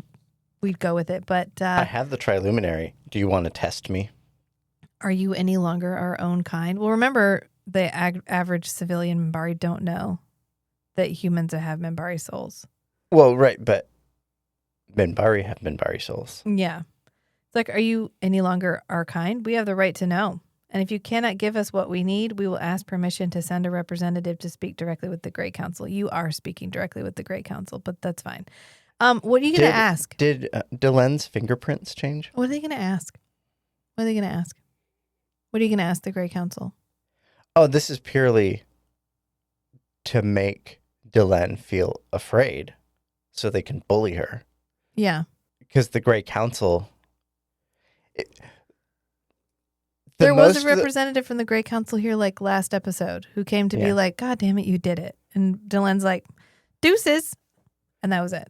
Actually, Yeah. she wasn't there. She was still in the cocoon. Right. But The most they're going to do is kick her off the Great Council. yeah, But they acknowledged that this is a thing that's going to happen. yeah, Prophecy will attend to itself. right. She's like, I am attending They to know it. I am itself. It has to happen. It is happening. They're not going to interfere with her fulfilling prophecy. Right. But this feels like me writing a letter to my senator. Yeah. Can I have permission to write a letter to my senator? I mean, sure, go ahead. What do you think's Yeah. going to happen? That's why she's like, yeah, go on, go off. Do what you want. Yeah. I'm not going to stop you. I'm not threatened. I'm not. Yeah, go ahead, bro. Yeah, I have ain't at it. bothered. Yeah. What are you going to ask him? Is Delenn still Minbari? What are they going to say? Right? They're going to be like, fuck off. Understanding is not required, only obedience. We don't owe an explanation to you. You're going to get a reply from the secretary that's just, it's like the automated response. It's just understanding not required, only obedience. Mm-hmm. And she's like, okay, is there anything else? And he's like, no, thank you. And he dips. And then we come back. Which is a big tone shift. Now we're with Ivana Yeah. and Dr. Franklin. Right. Because We're Delenn's over there. ping-ponging here. Delenn's over there having like an existential crisis where she's like, I did this. If I could tell everyone why I did this, it would make so much fucking sense, but I can't tell anyone why I did this. So I just have to endure. I have to endure Mm-hmm. whatever's happening to me right now. And then we come back to Ivanova, who endures nothing. She's like, yeah, so if everything's great, I'm going to go ahead and go, because she's with Dr. Franklin getting her foot checked out. And he's like, oh yeah, just one last thing. I've worked out this food plan for you. He needs hobbies. That's what I wrote in my notes. He needs hobbies. Yeah. She's like, are you telling me to go on a diet? Because I don't have an ounce of fat on my body and I exercise vigorously once a day. He should have, instead of calling it a diet or food plan, he should have called it a recovery plan. She probably would have done it then. Even Garibaldi might have complied if he called it an injury recovery program. I do like that Ivanova isn't like, oh my God, do I look fat? She's like, I'm not fat. Get the fuck out of here. I'm fine. I exercise. I eat right. I'm good. I'm not doing your stupid plan. Mm-hmm. And he goes, okay, but when you eat, you don't eat enough of the right things. You're deficient in calcium, iron, and it's hampering your recovery. Isn't there a pill for that? He does say, I recommend iron supplements and an increased diet to replenish your system. And he hands her a thing, which must just be like Which pasta. is fair. You you do need a calorie surplus for healing, Right. but Yeah. She goes, I'll gain weight. And But he's like, pasta- briefly, yeah. like Right. Because later, when they're all lined up and they all have their foods that are according to their food plan, she has a plate of just beige food. Yeah. There looks like there's 2 slices of cheese just leaning on the side of it. I think it might be supposed to be bread, but it's Yeah. pasta and bread and cheese, and that's all she has. Yeah. That is not calorically balanced. That is just calories. And then I would argue Garibaldi has the plate that everybody should have, which is like a salad and a protein. Yeah. And then for some reason, Sheridan is eating salad off of a cake plate. Yes, a raised I platter. don't know why it's on a that doesn't even, it's not even bowl shaped. So it's just lettuce lying on a cake plate. Right, it's gonna slide on. This would if I ate off of this, there would be such a mess on the table around my plate. We eat almost exclusively out of bowls because you can't eat off of a plate. So Nor my children.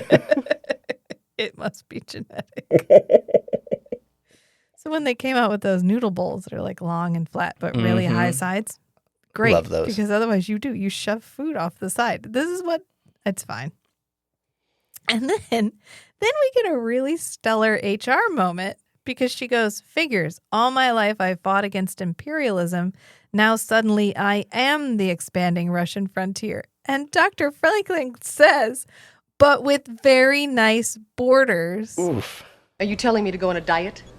Well, I'll have you know I don't have an ounce of fat on my body. I exercise vigorously once a day despite my injury, yeah, and but when you do eat, you don't eat enough of the right things. You have deficiencies in calcium, iron, and several other minerals, and it's hampering your recovery. Now, I recommend iron supplements and an increased diet, a food plan to replenish your system.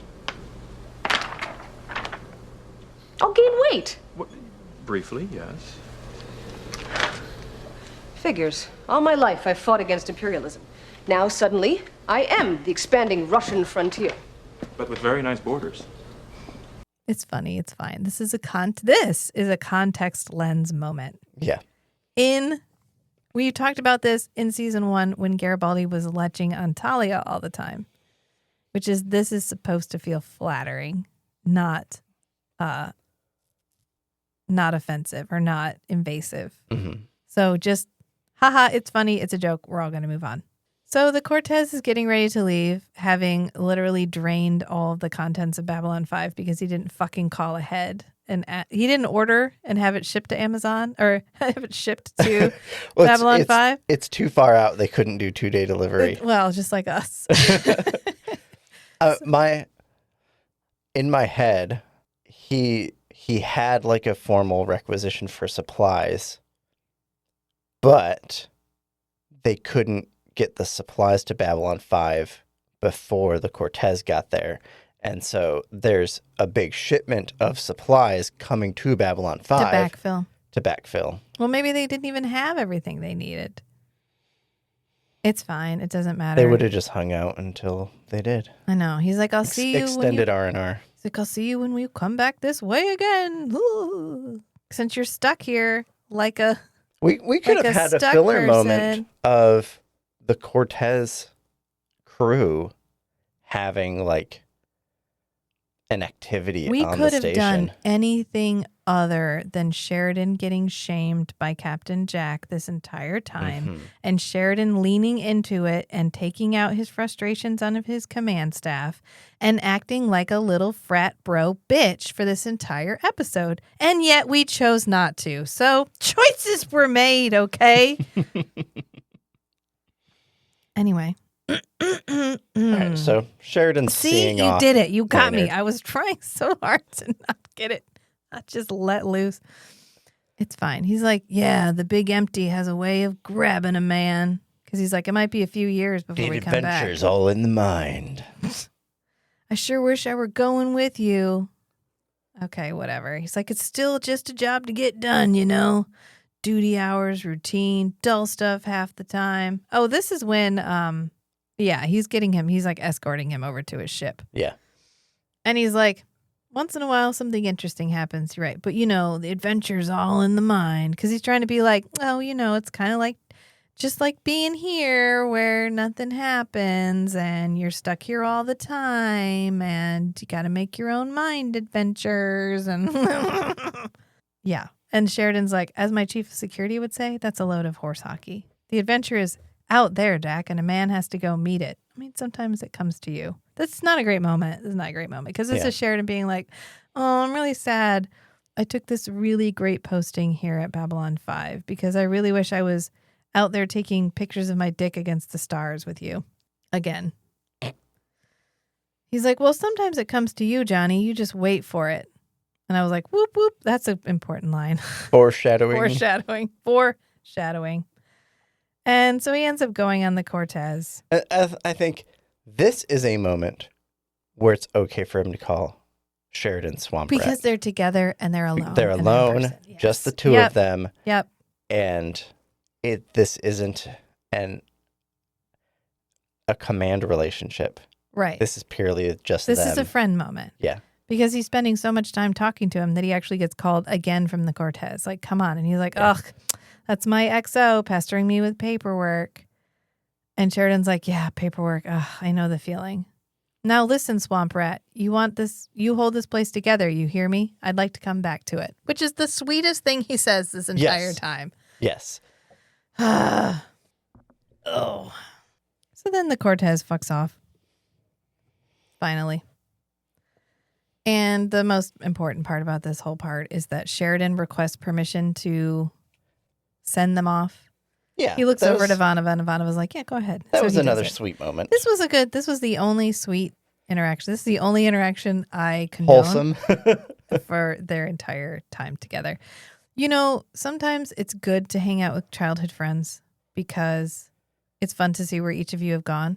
hmm And sometimes it's not great to go back and hang out with certain people because they still see you as who you were when you were young. Yeah. And they refuse to recontextualize Right. you. And when you don't fit their mold of you, it causes some friction. Yeah. And instead of Sheridan being like, no, this is who I am now, he's not secure enough in who he is now and the position that he has now Because it's only been like a month. to defend himself. So instead, he leans into this.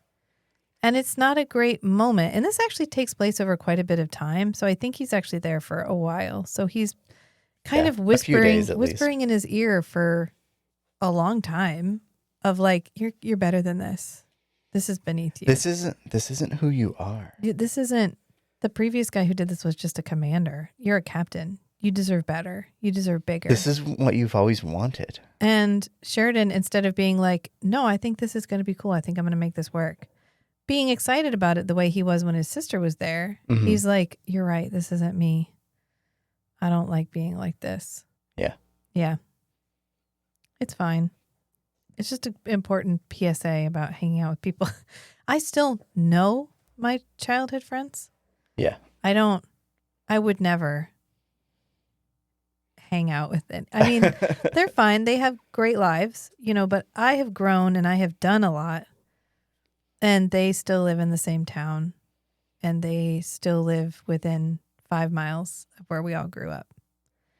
And that is fine. That is what they love. And I would never show up and be like, I thought you were going to be bigger than this. I thought You were never gonna be- went anywhere. I thought you were going to do more. You're still stuck in this hole. Right. I didn't, though. And that's fine, too. We all made different choices. It just means that we don't have a lot to talk about. So it's fine. Celebrate people. You ask them. Well, like I ask the kids when they show me a picture that they've drawn. Are you proud of this?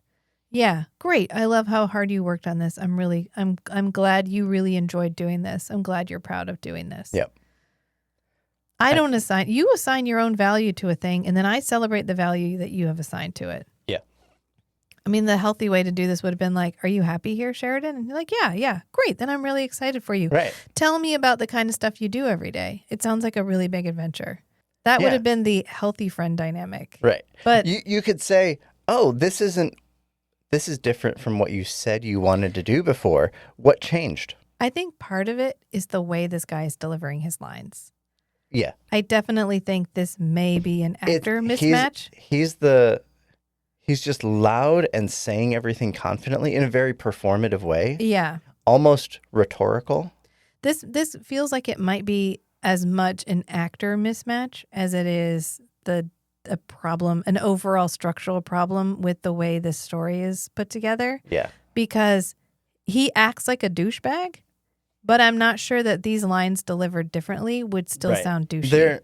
I've been thinking about it, and there's a whole body language that goes along with playful teasing, where your body language is like hard contrast to your tone and the words that you're saying. And the idea is to kind of get the other person to actually pay attention to what you mean by making that conflict like really obvious. Yeah. Where I'll say something that could be interpreted as mean, but then you look at me and I'm like giving you a smirk and like leaning towards you to get your attention. Yeah.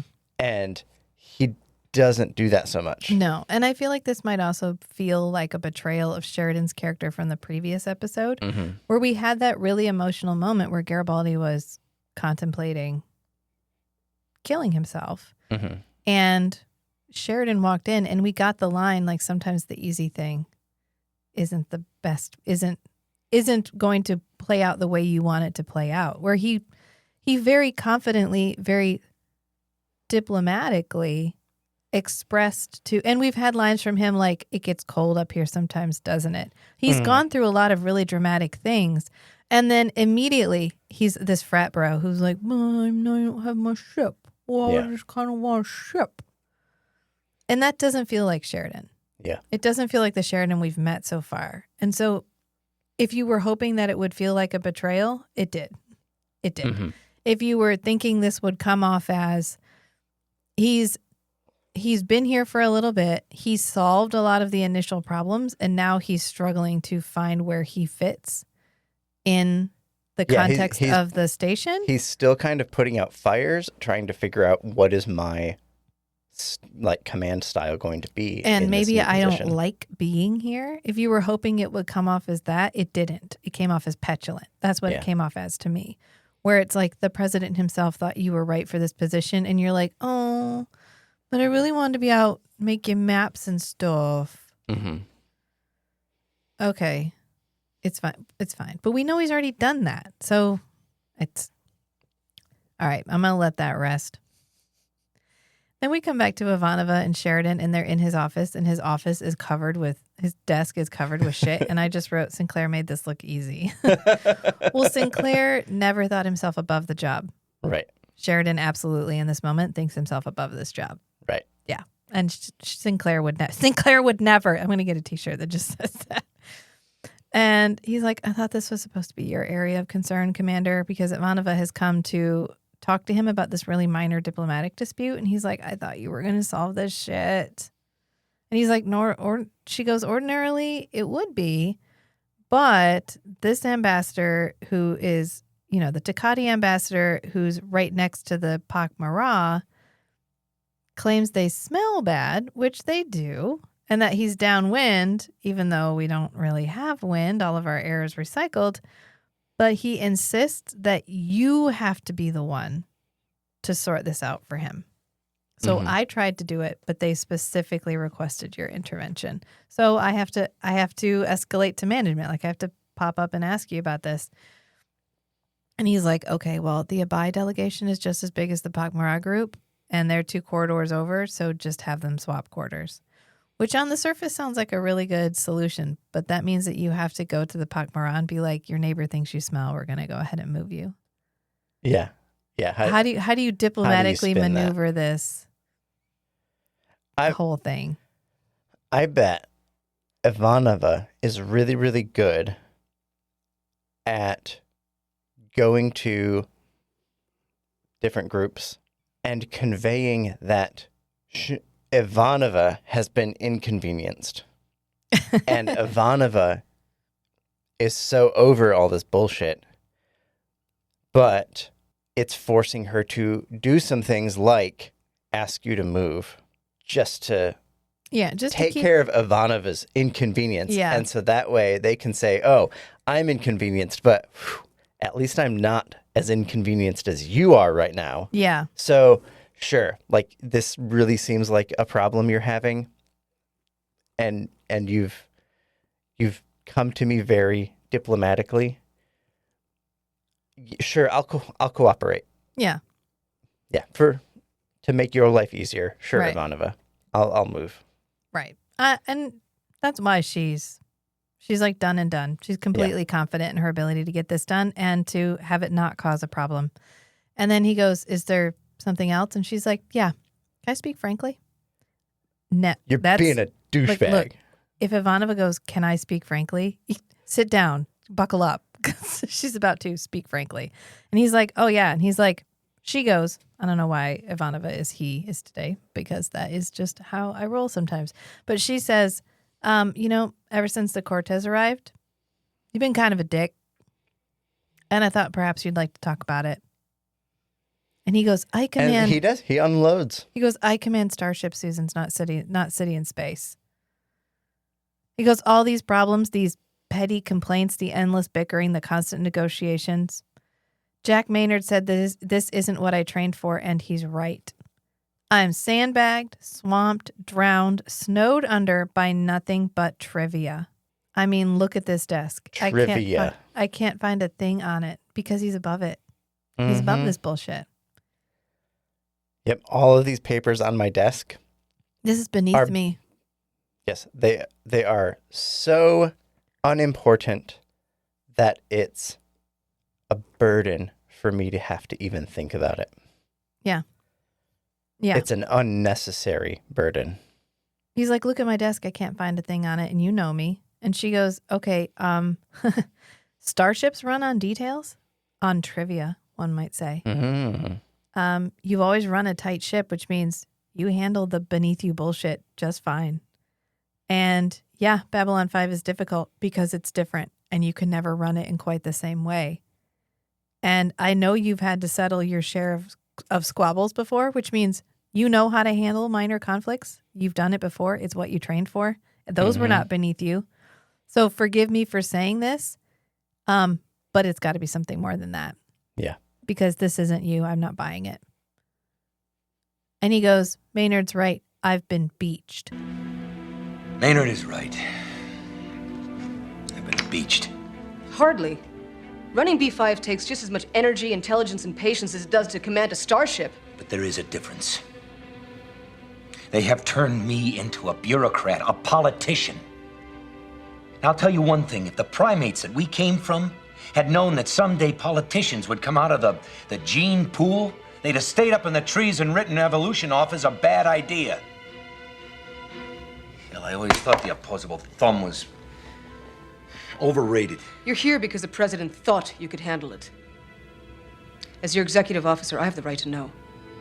Was he wrong? I don't know. Rude. Rude. Especially since you're talking to Ivanova, who was under your command previously and is now here. And you're like, ooh, I'm sorry, I joined the loser club. Right. I got The sidelined. leader of the loser club that you are second in command of. Yeah. Like, way to show Ivanova that you value her. Yeah. And that you value this position and that you value Babylon 5 and that you value the mission of Babylon 5. Mm-hmm. Yep. She's like, fuck you, first of all. Hardly. Running B5 takes just as much energy, intelligence, and patience as it does to command a starship. What's different, except that we're not moving? In fact, this requires more effort on your part, more involvement. He goes, but there's a difference. They've turned me into a bureaucrat, a politician. And I just wrote, sorry, dude, you already were one. He goes, I'll tell you one thing. If primates had known when we came down from the trees that we would someday be politicians, they would have stayed up there. Which kind of conveys that he's having an existential crisis. It Like, reminds me of This is deep. It reminds me of the quote that Delenn has where she says, we have to believe that the next generation will be better or evolution is pointless. Mm-hmm. And he's like, I mean, if we knew we were going to be politicians, we would have just written off this whole evolution thing. I always knew the opposable thumb was overrated. Very nihilistic take. I think there's a difference between diplomacy and politics. There's a difference between being political and being diplomatic. And I think Sheridan is incredibly diplomatic. I don't think he's always very very political, which is going to become very evident eventually. Right. So I get his point, which is like, I hate having to deal with politicians because there is a lot more going to senators, asking There's a for lot more things theater involved. in this Rather particular than posting. just coordinating something. Yeah. And I kind of get where he's like, I thought I was just going to be this lone wolf, rugged individualist, do what I want, explore a ship out on the rim, and instead I'm here and I'm doing all of this. But this is where he needs to realize, and Ivanova ends up, I think she points out to him, which is like, this is bigger than that. You are bigger than that in this posting. Yeah.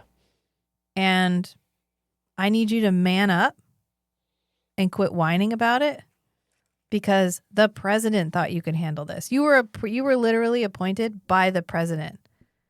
And she But goes, do we really like the president? She goes, as your executive officer, I have the right to know, was he wrong? Remember, he was the previous president's first choice. Oh, okay. Yeah. Not the current president. Yeah. Okay. Was That's he right. wrong? Was he wrong?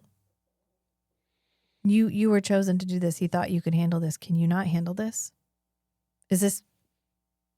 Are you not capable of handling this? Do you need to step down? Is this too big for you? I love how she flips it because he's acting like This is all beneath him. This is trivia. This is unimportant. And she's like, Oh, can Ooh. you not handle it? ooh, he thought you could handle it. Oh my God, can you not? Is this, ooh, ouch. And he goes, you know what? I don't know. I don't know. I don't know. I don't know if it was too big for me. I don't know if this is a thing that I can do. Which actually got him thinking about it. And so then he lightens the mood by asking if she says, he says, and see if you can smooth any ruffled feathers. Right. Well, he goes, maybe he was. It's just taking this long to sink in. And then he's like, okay, actually, you know what? I do like that Sheridan listens to her. It takes him a minute. It takes a minute to sink in. He had to externally process a bit. Right. And he's like, just see if you can ruffle any feathers. Oh, and refresh my memory. Does the Takati ambassador have feathers? And then he's like, like he makes a little JK face. And she goes, no, sir. I'll take care of it. And then we come back to the Cortez and they get hurt. Ouch. I said Cortez go boom. We go Cortez go boom boom. No one cares. Too bad. Alas, Captain Jack does not die. The best part about this, the only noteworthy part about this whole section, is he has to stand next to this guy while he's like, oh no, we're losing everything, the fusion reactor and blah, blah. And this guy is pressing this light up film like his life depends on it, but not actually moving his fingers. He's just like wiggling his hand back and forth, but not actually pushing any buttons. It reminds me of when the iPhone first came out, and then we gave them as product placement to all of these people in 2008 in these television shows, and no one had any fucking clue how to act like they were using a touchscreen. Right. And so they were all like, there was one, Moonlight in particular. She sets her thumb in the middle of the screen and then just rubs her thumb back and forth. And she's like, I'm doing all this stuff. And you're like, no, you're not. You're not doing anything with your thumb. Yeah. It's fine. So that happens. And then we come back to Garibaldi and Ivanova and Sheridan are all eating together. And this might be a mea culpa moment. I'm sorry I was a bit of a dick, because he's listening to Garibaldi talk about what happened. Yeah. Which is probably started as listen, I'm sorry that I sorry I dismissed you snapped earlier. at you the other day, but I was kind of having a moment, but I Give me am all the interested. deets. I do want to know. You're right. I should know everything that's happening on this ship. Please tell me all about it. And he said it turned out to be some kids stealing on a dare, some kind of initiation. But it was never the same kid twice, which is why it was so hard. So I just slipped some security guard in as salespeople and nailed one of the kids. He talked his mouth off, and that was it. And Sheridan goes, what'd you do with them? Because he was literally not even keeping up with it that much. Right. And Garibaldi goes, oh, I spaced them. I love that for him. Yeah. He was like, you didn't want to know what I was doing? You didn't want to know what I was doing? That's teasing. Yes. That's a good moment of teasing where he's like, oh, no, I spaced them. No, I made them give back the stuff and assign community service. Mm-hmm. And then Ivanova goes, seems like really mild punishment. And he goes, not if the community service is cleaning out the garbage recycling unit. Mm-hmm. And then they're all looking down. This is the moment where they all have their stupid plates, where Ivanova has her like pasta and cheese, maybe just sliced cheese. And they're all just bread. poking at their food. Yeah. They say it's all his fault. He goes, wait a minute. He goes, I agree. This whole diet thing is your fault. Food plan, whatever. And then they switch it around. And Garibaldi gets the plate of pasta. Ivanova gets the cake plate full of lettuce. And Sheridan gets the like meatloaf and side. Yeah. And then Tucker Franklin Franklin just comes out of the bushes. I want him to just like slowly elevator up from behind them. But he walks sideways through the Zocalo because he's absolutely stalking all of them. Yeah. And they have to switch everything back. And then we go back to the Cortez and they're like, okay, so power's back on, but we still don't have navigation. And then he's like, okay, start transmitting a mayday. And they're like, oh no, transmission is iffy this far out in hyperspace. What's the alternative? Right? They're like, That's the point of a mayday. I can't make the phone call. I don't know if they'll pick up. I don't even know if they're going to pick up. Okay, but you still got to make the phone call. Yeah. He's like, just do it. So they send it out. And then we get the message from Cortez, which is like, Mayday, we're dying. I fucking hate you. You should never have been captain of Babylon 5. All right. right. Maybe it's more like no lock on the signal. We're stranded in hyperspace. But I feel like the intention there was, I thought you'd be out here with me. If you were here, this never would have happened. They turn off the speaker and keep recording, which I really like because he's like, maybe other pieces will come through and be able to put it together. He's like, send this response. We've received your signal. Help is on the way. Let's go do this. So they get the squadrons together. They head down there. But in a minute, we do have to cut because Dr. Franklin has I like to think he roped, literally. She was walking by medbay and he threw a net over Ambassador Delenn and pulled her into the med lab. Yeah. And she's like, you got to quit doing this. Well, like, I think he said something about regular checkups. Yeah, he's been doing regular because he's her doctor now. Yeah. And he needs probably like a baseline. And she's like, we can stop. Like, you don't need to keep scanning me and shit. It's not necessary to have this frequent of examinations, doctor. I'm fine. And he's like, well, you've been through quite a change. You did call me, which probably in retrospect feels like a mistake. Mm-hmm. And I got to pick all that shit off your skin. And you were going to tell me if that came back because that was so much fun. Do you think he has it in a jar? Do you think he kept it? Oh, yeah. Oh, yeah, absolutely. And he's like, I mean, do you have any side effects? And she's like, nothing of consequence. Dizziness, some fatigue. That's all.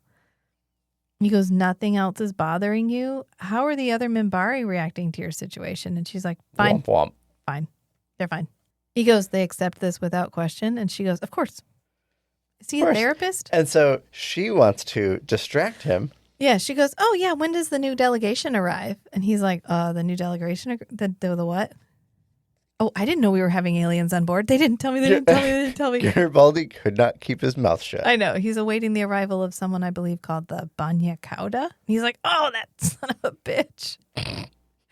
And then while that fun bit of fluff is happening, we're having a meeting with all of the fighter pilots down in the about Sheridan's strategy to recover the Cortez. Literally the coolest part about this is as he's walking around the circle, the camera is going around the outside of the circle. So it's this cool spin shot that we're doing where we get the sense that there's a large number of people that are going to be involved in this rescue, which is a lie because there's only 6 Star Furies that get sent out. Right? It's fine. It's fine. And he says they're going to borrow a page from the lifeboat service, I believe he calls it. The lifeboat service, which is actually the life-saving service. It's the precursor to the Coast Guard. Yeah. Although maybe they're not talking about the U.S. But in the U.S., we do have a precursor to the Coast Guard called the life-saving service. And they would do this. They also had like a harpoon cannon that would fire a rope out to a ship. And you'd tie it off. And then they had these like pantaloons that they would slide back and forth on the rope so you could pull people into shore. It's pretty cool. I've been to several museums about the life-saving service because we live on some pretty large, we live on the water. So there's a lot of like, hey, this is an OG LSS life-saving service station and here's some information about it. And so what they're going to do basically is one guy's going to go in, stay locked on. Next guy's going to go in, stay locked on to the first guy. And they're going to daisy chain it all the way out. And try to and just wiggle out in the wind to try to find this guy. Like a lifeline. And they're only going to go 1,000 kilometers further in, but they can stretch the distance. He says like a telescope until they figure it out. And they're like, wait, but the last guy's just going to be hanging out there in space. Well, I mean, you're all hanging out there in space. It's not like it's fine. He's like, yeah, okay, but they're going to broadcast a search signal, and there's a chance the Cortez will pick it up if they're still in range. It's a long shot, but it's their only chance. And I have one question about this whole section, which is why is Babylon 5 miles long, but we measure space in kilometers? Nothing came to mind? Okay, I was waiting for your... It feels like when we had that one spaceship that crashed immediately because it was a collaborative effort between American teams and international teams, and the Americans were all working in freedom units, and the international teams were all working in metric, and they weren't translating, and so it ended up crashing because it thought it was still falling. Yeah, it had something off by, fractions of a millimeter. No, it was like it thought it was so many miles above the Oh, surface. the units but in the one person code. was working in kilometers and the other person was working in miles, and they didn't unify they didn't agree on a unit. That's a problem. That's what it feels like. Like Space America built Babylon 5, so it has to be in miles, but everything around it is measured in kilometers. It feels like cycles. It's fine. It's fine. So we use Zeta Wing, and I feel even more of a liar. Like, I thought we were never going to use Zeta Wing. Maybe there's another one we never use. They have 3 squadrons. Mm-hmm. Anyway, they end up, going out. And the coolest part is we get to use the May God. An old friend of mine once quoted me an ancient Egyptian blessing. God be between you and harm and all the empty places where you must walk. An old friend of mine once quoted me a ancient Egyptian blessing. God be between you and harm in all the empty places where you must walk. And I love that quote so fucking much. Yeah. And I think Ivanova uses it again later. Yeah. Yeah. And this whole section right here from when the Cortez gets damaged and we have to save the Cortez is so much better than the first half of the episode. Yeah. I wish we'd started with this and then had Mm. the second half where he's like, it's so cool what you do. This is really great. Yeah. Instead of being like, yeah, okay, so whatever. I guess you're just going to accept being here. And then he saves his ass. He saves his ass. And he's like, we're going to bring the Cortez home. And so they send them all out. They line up. He ends up getting... they get a signal through. They get a signal through. He talks to him briefly, and he's like, we're homing in on it. We're sending a sheepdog to lead you home. And I was like, that's not very nice. And then we cut to Warren, the sheepdog in question. You got the signal. And so they find them. Well, it was Gallus, but Gallus got hit. Well, Gallus by a is shadow like ship. second to last. And then Warren was the farthest out. Oh, okay. I thought Gallus was the... No, that's why he farthest. loses his chain. Because everybody else can leave because they're all still connected, but Gallus breaks the chain. Gotcha. And then we do have another moment. I want to say the second half is better, but they keep, like, the Cortez is coming in and out. They're having a hard time keeping their signal. Everything is very iffy. And instead of keeping his cool, Sheridan turns around and snaps at tech number 1. He's like, what is fucking happening? Why are we losing the signal again? I can't even hear the pilots now. And Ivanova has to be like, why don't you want to go sit down? Look, we have a nice little playpen over here that Sinclair used to hang out in. You can push the buttons. They go beep boop. There's a screen you can put on YouTube if you want to. We have Coco Melon already loaded up. Sinclair loved it. He liked the dancing blueberry one. Why don't you just go sit over there and just, you can pretend to be captain for a little while we actually handle our business, since this is so beneath you anyways. And he's like, no, I'm fine. That was a little stronger than Ivanova responded. Yeah, that's not what she says. She does tell him to go take a break. Right. Because he's like, you could go take a break. And she's like, Right. why don't you? You're getting lost in the sauce. Yeah, you just need to. Right. Take a break. We And it's don't. like, no, he's my friend. Yeah. I thought, what did you train for exactly? Can you list it out for me? Because you said you didn't train for this. You clearly didn't train to be a captain because you can't hold your shit together in a crisis moment. What did you train for? What?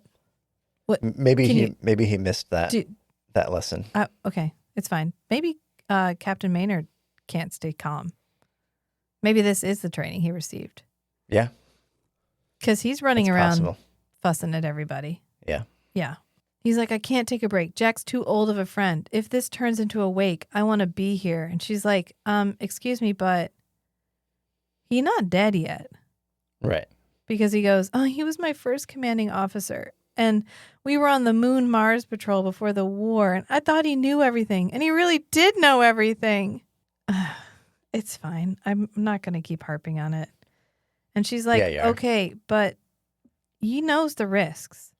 You know the risks. We all know the risks every time we ship out into space. So if this is a wake, I'll drink with you. But until it is, I need you to hold your shit together because this dude isn't dead yet. Mm-hmm. She goes, I need you to remember your old Egyptian blessing. I need you to just breathe a minute, okay? And they do end up locking on to the signal. Gallus and Kefir are all ready to bring it back. And then a shadow ship appears and just flies by Gallus's Star Fury, and it blows up. Well, it hits him. Yeah. Slams And he into just him. goes, Kefir! Flames in And space. Kefir's like, Gallus?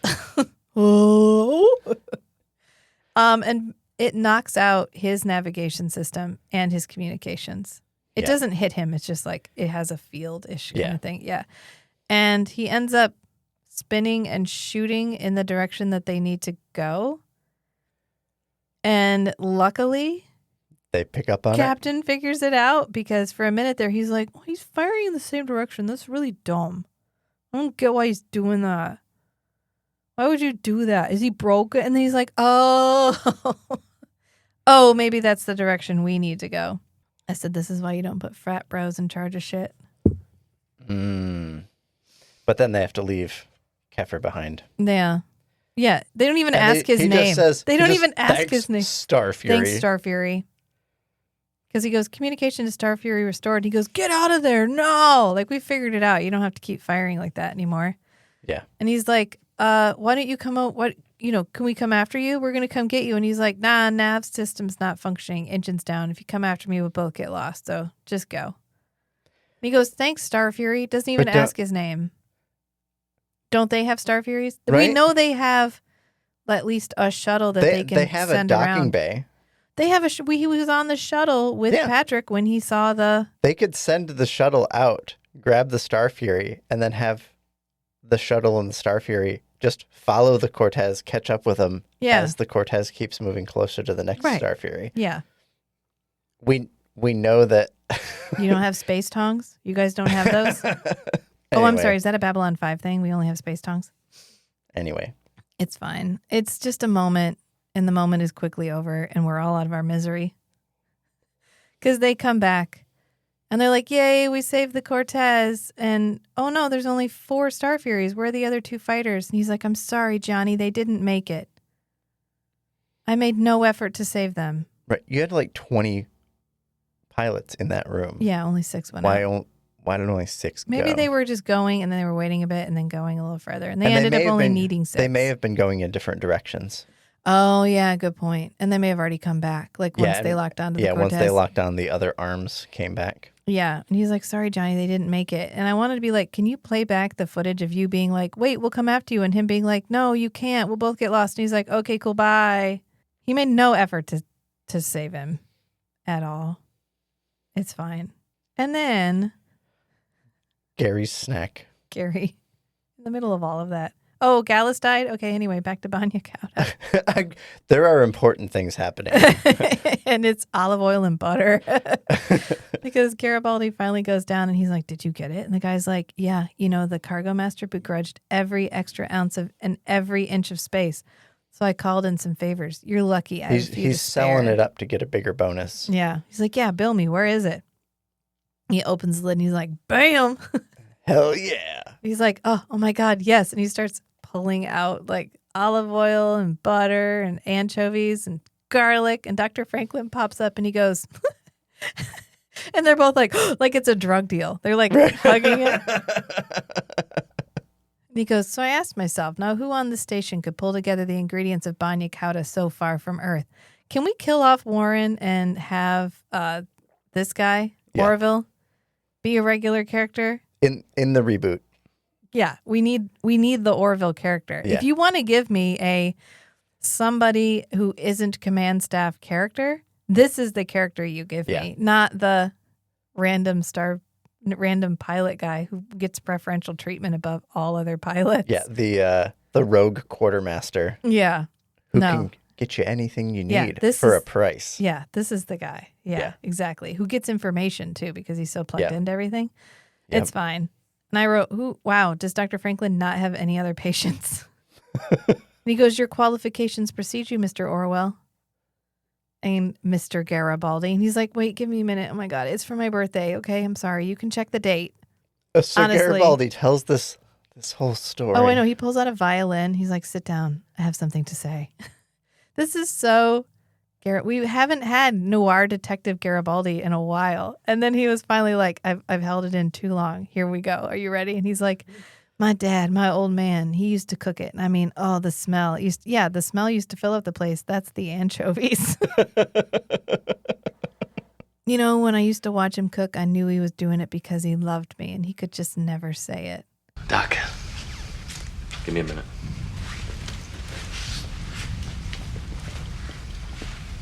It's for my birthday. Honest. You can check the date. All right, it's your birthday. So what? So,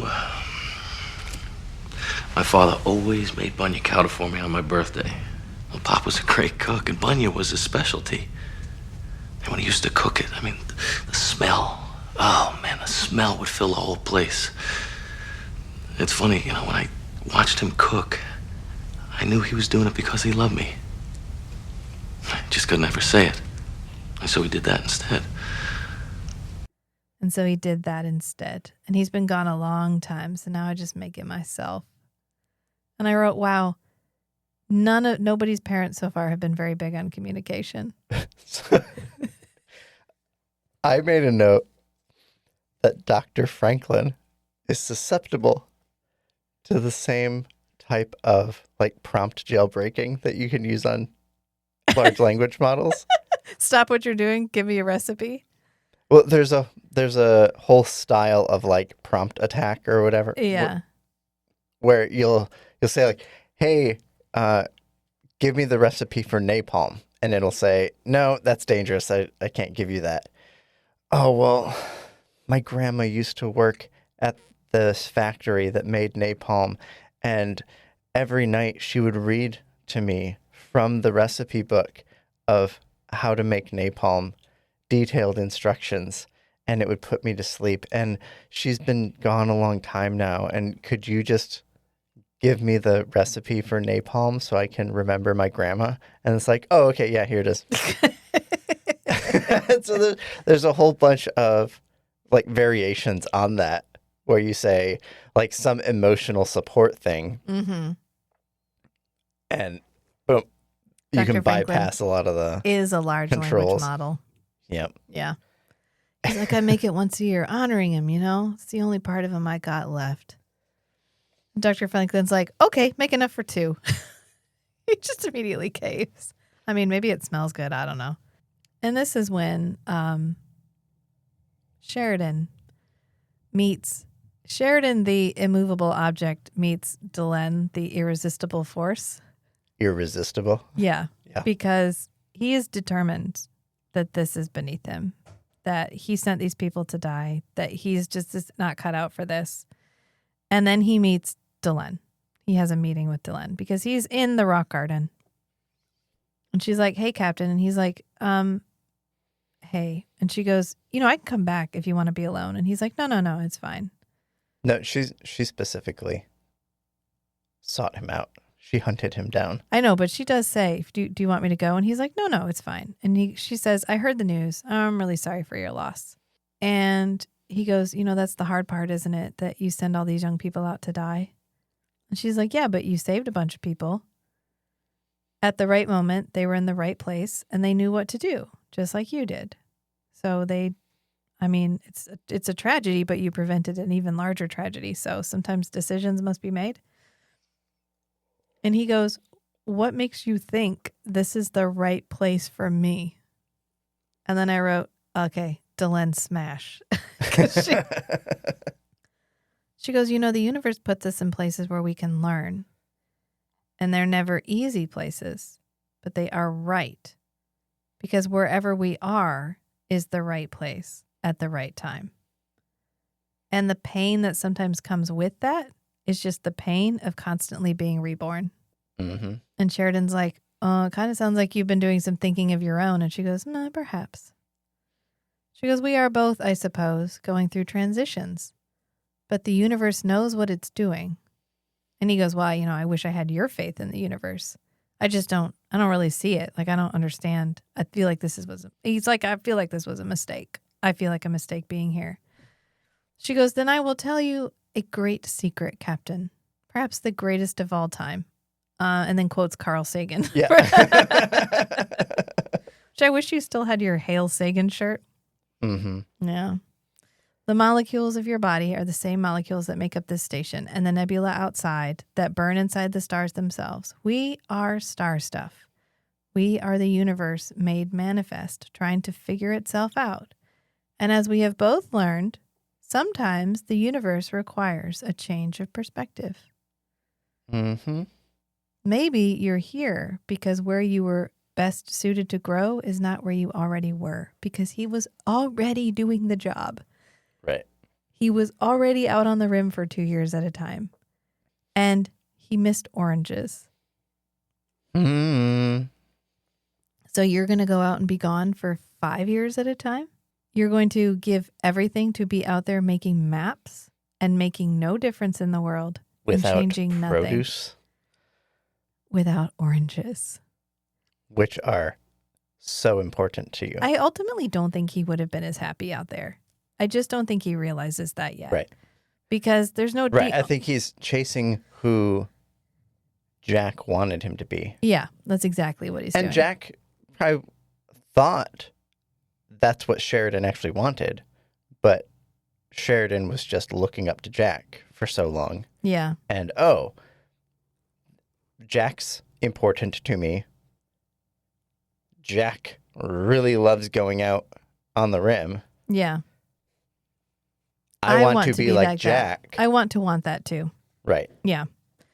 And the most important part about this whole part, except for the dialogue, which is stellar, obviously, is Mira Furlan is doing the thing where you focus on one eye and then the other and then the other and flick your eyes back and forth between somebody's. Because mostly when you are talking to someone, you don't look at both of their eyes. You focus on one eye. Right. And so you switch which eye you're looking at, and it makes your eyes appear to twinkle.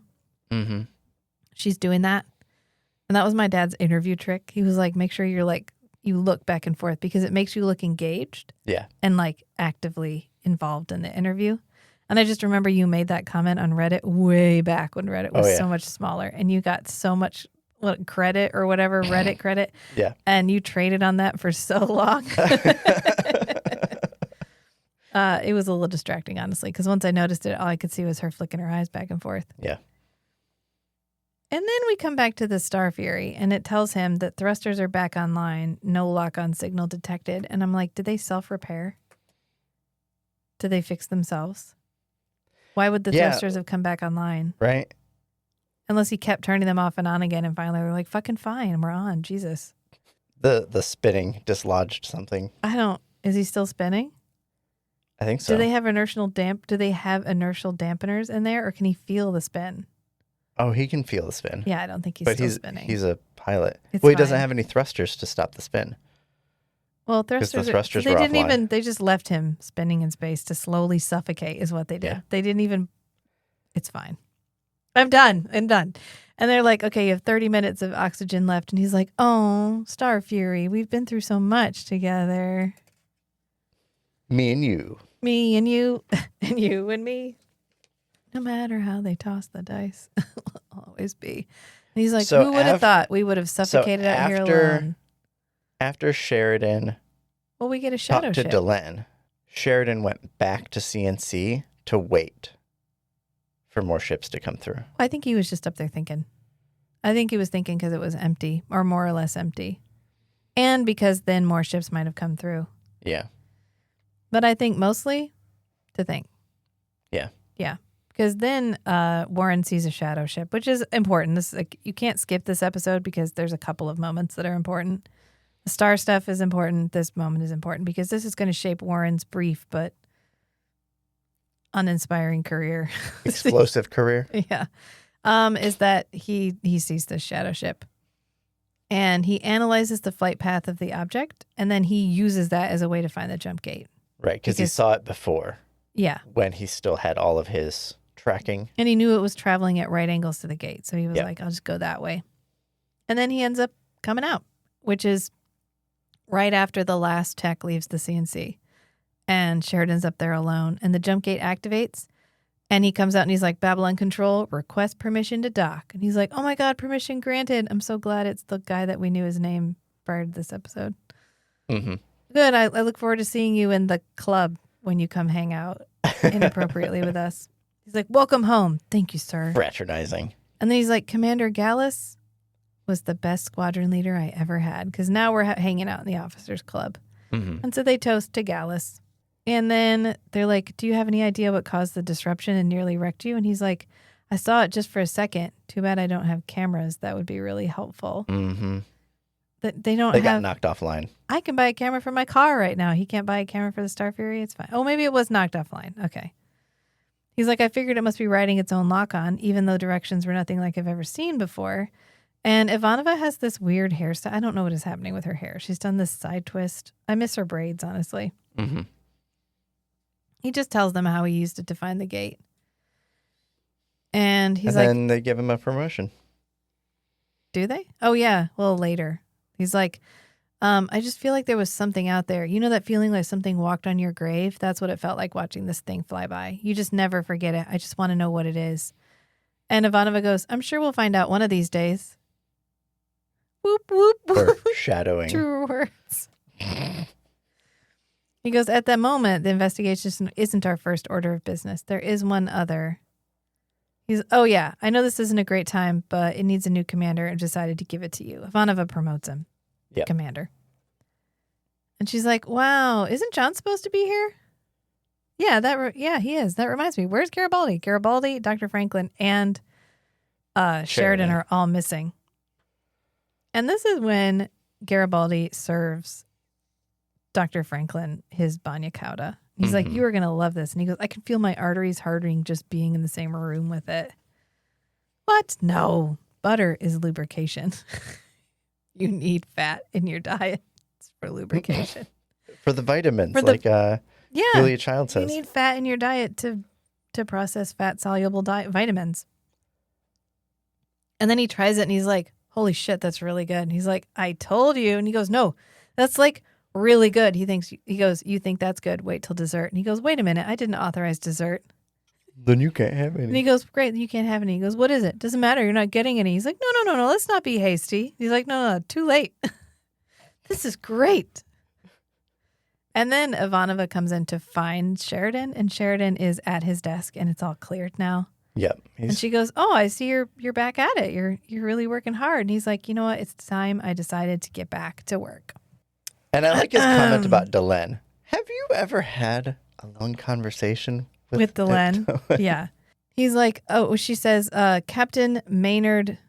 Captain Maynard. Oh, because it's right, because he's on the ship. I was like, Captain Maynard. Okay. And the pilots would like you to join them. In the officers club. That's when she refers to it as the officers club. Okay. He's like, give me an hour and I'll have everything under control. And she goes, okay. And she gets ready to leave. And he's like, have you ever had a long talk with Ambassador Delenn? She goes, from time to time. Why? He's like, she and the universe seem to have a very special relationship. And Ivanova just goes, don't we all? You don't? What, like it's hard? What, like it's hard? And I want to know what's in his hand, because he has this little, it looks like a razor thing that he's like holding up, and then he's writing underneath of it like he's using it for reference. And I wonder if it's supposed to be like a little screen. Mm. And then he just leans back and goes, star stuff.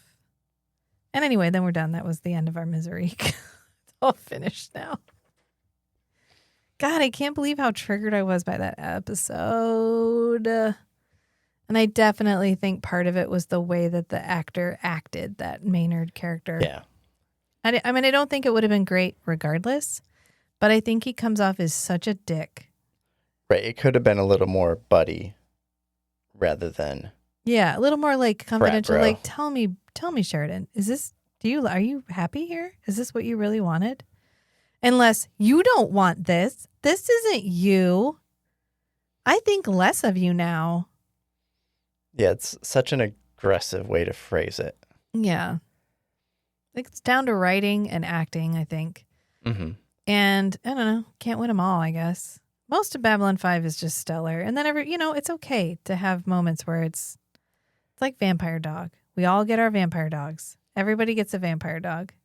If it was a string of vampire dogs, not great. But I think we're going to get back to it. And I'm excited to move on to the next episode. So I think we'll just do that because nobody wants to hear me bitch about this any longer. It's going to be like Strange and Beautiful Book Club where we have like 10 reviews and 2 of them are 1 stars. And I'm almost positive it's because I called Roland of Gilead a basic bitch.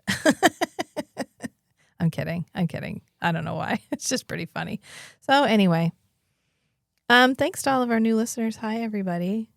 We even got a comment on the Patreon the other day that was like, oh, I'm really sad you guys aren't working on Lex anymore. And like, when I finish watching Lex, I'm going to start on your Babylon 5 podcast. And I'm like, we are getting back to Lex. Just, I have not forgotten about Lex. I know it's been a while. I needed space. Not from Lex, but from sex jokes, I think. Especially, it was a lot. We had a hard episode at a hard moment. And I was just like, you know what? I'm not going to do my best on this right now. And so we're waiting until we can really, I feel like we can do our best. Until it feels more appropriate. Yeah.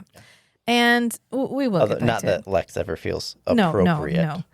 But it does feel, there's content that I want to talk about in relation to what's happening during the time period that we're recording the episode. And there's stuff I don't. And sex jokes and sex in general is not something that I really want to. Right. Bring into my American life right now because I feel like it's prominent enough. Yeah. So, yeah, we will get back to it. Anyway, just thanks to everybody who's found us. We have so much more listeners for this series. Anyway, you can find our other podcasts on our website at strangeandbeautiful.network. We don't do that anymore. We just gave it up. You listen to some of our old episodes, we sound so hopeful. We have a Patreon and an Instagram, and you can find us in all these places. Yeah. And then later we're just like, fuck it, I don't know. There's always links in the show notes. They're even fixed now. Woo! So they go to the right places. So we appreciate all of you. Thanks for being here. We live for the one. We would die for the one. Until next time, friends. Bye. I just don't see it sometimes.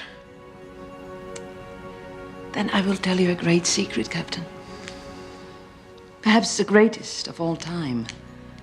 The molecules of your body are the same molecules that make up this station. And the nebula outside that burn inside the stars themselves. We are star stuff.